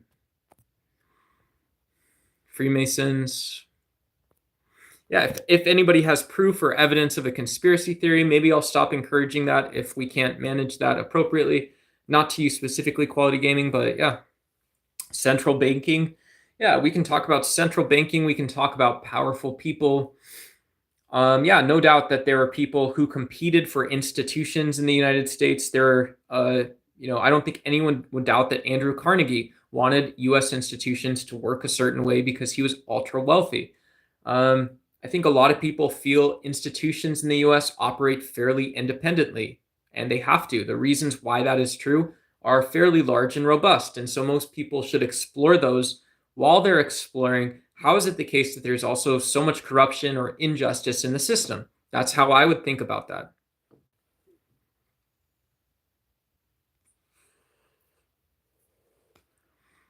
Yeah, Pagan Prince, we got in a little bit of a disagree earlier. A little bit of a disagree. Yeah. Yeah, and Pagan Prince, if you see people, so this is the new rule on the channel, I'll just tell you, if people are enforcing their own rules in chat, right, they can do it a couple times, it's all good, but if they're not contributing in a good faith way, feel free to delete all their shit. If you time people out, it deletes every fucking thing you said on the channel. No one else can see it anymore, and that's good. And yeah, so it's cool. Encourage conversation, a little bit of openness, and yeah, be yourself too. If you yourself, you have your rules for yourself, your space, people around you. You know, this is my number, this is my thing, my idea. That's awesome. And yeah, and as much as you want the responsibility, also just if you want to do it, cool. It's all good. Yeah, I appreciate it quite a bit. Cool. Alcoholics should eat. Yeah. Let me just yeah. Yeah, cool. We try not to talk about mental health problems, which include substance abuse, so disease, because I am not a doctor. Yeah. I do believe the first step in both secular as well as like AA programs is people saying that, I do have a substance abuse problem. It's also, being able to understand what actions, choices, and behaviors are such that are the example of substance abuse or something. So yeah, I would recommend. Yeah, I don't have a recommendation, but if someone says I'm an alcoholic and I know it, there's plenty of examples where there are helpers and people that support you, and a way in which really shitty circumstances for some people after a really, really long time seem to turn around. And so I would wish you luck and only support. Yeah, but that's not our channel. I'm not a therapist. So what would I say to that? What would I say to that? Or whatever,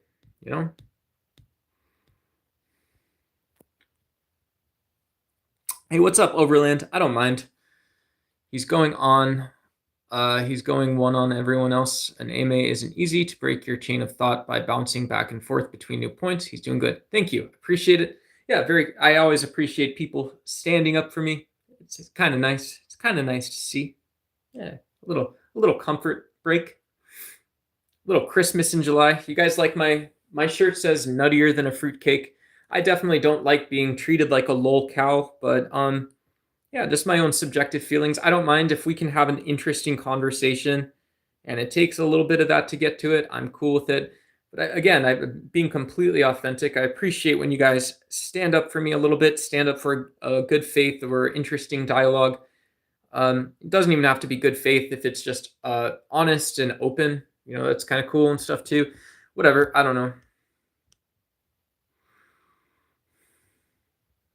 Cool. And now if we could get a game of Mario Kart or Smash Bros, it would be complete. Yeah, hell yeah. Yeah, I just I just subscribed to a couple gaming sort of e-girl type channels and stuff like that. I'm gonna be trying to set up debates with some of the people that I've met in the streaming universe and stuff soon. So hopefully I get to either share some clips. I can clip that baby, and share some of the clips and stuff with you guys, or even do open panels. Yeah, even in this mobile format or PC format, bring some folks on and stuff like that.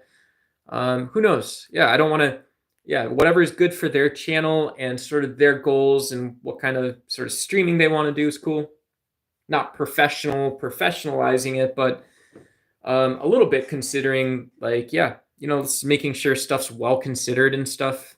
Hey Sheik, what's up? Hello, I just got on here and never to your channel. Just wondering, what is your channel mostly about? Thanks. Yeah, so we do lots of weird stuff, fun stuff. We've done Trump and MAGA debates. We talked the other day about what is religion. That was an awesome stream. Yeah, the majority of our streams are like this, you know, kind of 10, 15 people, yeah, 5 to 25 people or whatever. And we can talk about, yeah, what does the evolutionary psychology or subatomic universe say about what religion is, or alternatively, just, you know, if you have a political belief, what is that about? Who knows? So we try and tackle interesting questions, have interesting conversations. And yeah, yeah, it's cool. I do fitness streams sometimes during the daytime just because they're very easy to do. And then some nights we do bigger political debate streams. Those are cool too. But yeah, it's cool. The channel's called Ducks Y. My name's Nathan Swift. I go by Duck Online. And yeah, if you want to like and subscribe, I'd love to have you catch another stream. We're going to be wrapping up this one pretty soon. We're at 3.5 hours. My phone's going to die. And yeah, last thing, Sheik, there's also, just to fully answer your question, a video about Stoicism on my channel right now. That is the last video we dropped. The video is titled Stoicism is Wrong and It Kind of Sucks. Stoicism is wrong and it kind of sucks. And I go through and explain some of the scientific and philosophical problems with this very stupid Stoic ideal. So thank you for asking. I hope I answered. Woo! I've studied world regions over the past 25 years. Very cool. I've gotten so many layers to it. It's an amazing account of history. Fascinating topic. Yeah, very cool. Overlander, BC, cool. Yeah, that's awesome. I always wish I was never very thorough or remembering. Yeah, I'm a good reader. I have trouble with a lot of remembering stuff. On like things like area studies and yeah, so I always like learning sort of the top level theories and stuff. I loved that stuff so much actually. And yeah, it hasn't been since my 30s that I've been able to internalize some of that stuff. But yeah, there's people way smarter than me, way more educated, but that's very cool. Good to have you even just in chat for right now. It's very cool. I'm a member of Predictive History, which is Professor Zhang, and President Sunday's Discord. Those are two of my new favorite subscriptions and stuff like that. Hey, what's up, man? Go get a job instead of doing this. Hey, thanks, Ollie Freedom. Good to see you. Yeah, Ollie Freedom. Yeah, you got timed out by a mod. Feel free to subscribe and come back to the channel and stuff. Yeah, usually, yeah, I say 1 out of 3 messages or 2 out of 3 messages can be mean, but one of them's got to be nice. And yeah, we're trying to drive a little bit of a change where if you have your own rules, we appreciate that as well, right? Mr. Ollie Freedom, you can have your own rules about stuff and stuff like this. Yeah, but my first and second and third language is respect. So yeah, so we're able to speak honestly and respectfully, and we are able to say a nice thing, and we're able to have a useful, fruitful conversation. We are all doing this. So thank you. I appreciate you. Appreciate it. Appreciate it. Yeah, cool. Thank you. I appreciate you. Yeah. And everybody, if you're a subscriber, always feel free to unsub. Also go the other direction. Feel free to hit the bell, get alerted when I go live. And yeah, that's it. That's it. I think I'm supposed to say that stuff. About how prevalent Black racism actually is. I don't know how to respond to that. If my real response is, if you're not able to conceptualize and maintain a definition of racism, which fits between somewhere that both of us actually think it is. So if I say racism is either premature death, or really it's sort of like a model, I could operate on any of these. When we say what's the actual like quantifier of racism, and then what does racism actually entail from that, or the other way around, if we can't meet somewhere in the middle on that, this person made me feel bad, or I feel these people always make me feel bad, or like that. Very valid, bro. Very valid, bro. Person, Pope, whatever it is. Yeah, very. I'm God, Prezi. Great Bambino, cool. I respect if someone's making me feel bad, or you feel threatened by them. I can respect that. But you also, if you're asking me to consider that, you have to consider what I'm saying, and you haven't done that once. I don't feel you have actually authentically said, give me 15 seconds or a minute to consider what the fuck this duck guy is saying. Like, what the shit? Yeah. It doesn't exist. Any race can be racist. Yeah. Any race can be racist. And you can have any race be racism. Creating these sort of environmental stressors, what scientific models are actually about, what social scientific models are actually about, is creating these ecological stress systems. It's a fine way to understand it, right? These systems that stifle intelligence, they actually put a stop or really narrow the path on what we think of as success in a modern society in almost any context, right? We can all picture just a very smart person from any background being successful. And so when we say that, racism has a definition in sociology, and what that politically is actually about, psychologically, evolutionarily is actually about, is something different. And so I want to talk about only that form of racism. Well, okay, but then it's about universal human nature, right? So yeah, so Mama, the aliens are coming. Mama, the aliens are coming. No, they're not coming at all, actually, as it turns out. Tomorrow, Aaron Mall is right. What's up? Good to see you, Aaron Mall. Yeah. If you guys have alien conspiracy, not Aaron conspiracy theories, but if you guys have, anyone has alien conspiracy theories, feel free to share them in chat. Fun, or alien sci-fi stuff, guys. Alien sci-fi stuff. I'd rather do sci-fi. I love doing sci-fi. If you guys have sci-fi topics you want to cover, that's cool. My theory is still that we have alien overlords that are stewarding our planet optimistically. I hope so. To escape the extinction cliff. Yeah. All we have to do as humans ourselves is to solve for justice, folks. Solve for justice. The mods in our server. Hell yeah. Yep. Bleep blop bloop. Berserker donkey. I agree. It doesn't exist. Any race can be racist. We already read that one.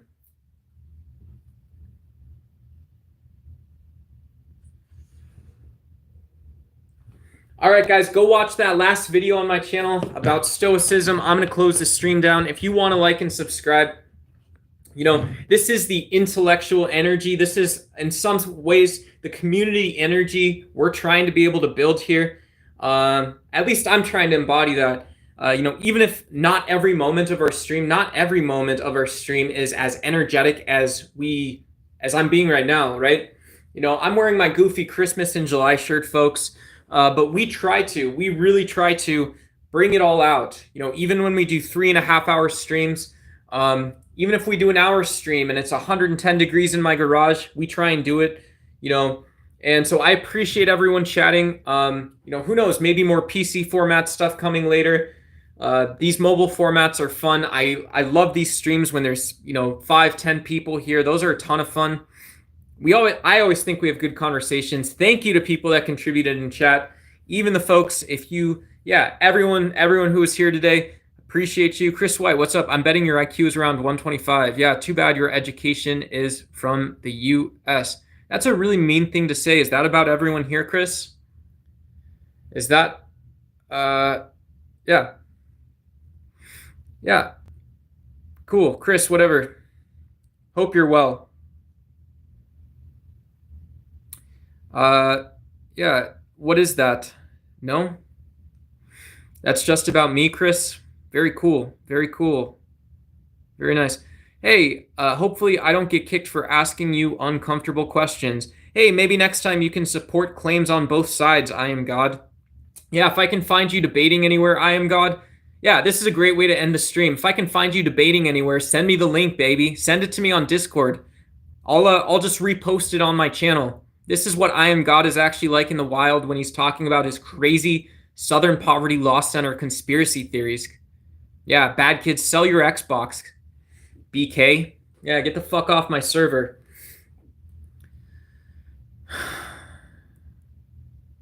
I'm not going to spend my time debating you if you won't listen. How is that good content if you won't take the time to prepare before a debate and learn an idea or concept? Why would I do a stream debating with you? That doesn't make sense. It's not the type of content I want to make. I don't even like doing closed Discord VCs like that, dude. I like talking if people are being honest and good faith, but you just kept repeating the same stuff and getting meaner and meaner and finding the edge of the mean stuff you could say. That's it. Cool. Thank you, Overlander. Yeah, cool. It'll be cool to see you. I'll try and remember some of your guys' PFP's usernames, that kind of stuff. And yeah, what's up? What's up, everybody? Chris White, you got anything else to say? What's up? Yes. This is why we have the new rules, why I'm more liberal with bans now. Because if you have your rules coming into the channel, I don't mind doing a couple minutes of shit talk or whatever it is. Hey, what's up, Jim Mahil? I don't mind doing a couple minutes of crap talk if that's what we're doing, but I don't want the entire stream to be me yelling at people. I'm not Floyd Mayweather. I'm wearing a Christmas shirt in July. That wasn't a dig. You're very intelligent. That doesn't make any sense. Why are you talking about other people, Chris White? Am I misinterpreting everything that you're saying? Is it that easy? It's that easy for you, right? What's up? Is that right? No? Sorry, if I'm misinterpreting you. Yeah, I'm neurodivergent, so I have a hard time understanding the social context of what you're trying to accomplish. What are you saying? What are you saying? Which one? Are we building or are we breaking? Which one do we go do now? Where's the journey take us, my friend? Has the journey taken us anywhere? Is that funny? That's funny. Do big funny. I didn't know I was a funny man. I guess I am, folks. That's where society brought me. I'm a funny guy. Your buddy Duck is so hilarious. Sorry, Jim. I apologize. We usually don't do this. Chris White is the leader. He is the man on campus here. Let's go, baby. Let's go. Let me see it. Let me see your face out, Chris. Let's see who you actually are. Take it out. Let me see your neck. What do you actually stand up for? What do you stand tall for? I don't stand tall for that much. Not myself usually, Chris. What do you stand up for? Who are you? What do you actually do? I don't think it's anything. It's not shit. Let's go, baby. What else? What else do you want? You want anything else? What's up? Did you get what you wanted? Am I running around like a little piggy now, Chris? You're happy. As long as you're a happy guy, I'm a happy guy. Let's go.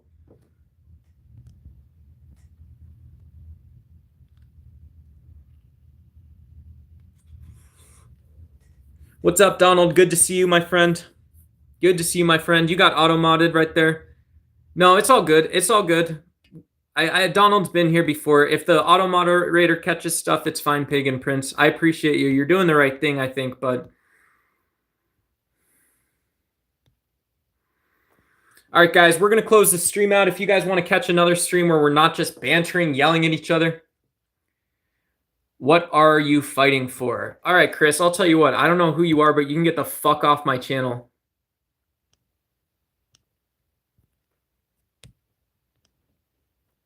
There you go, bitch. Have a good night, everyone.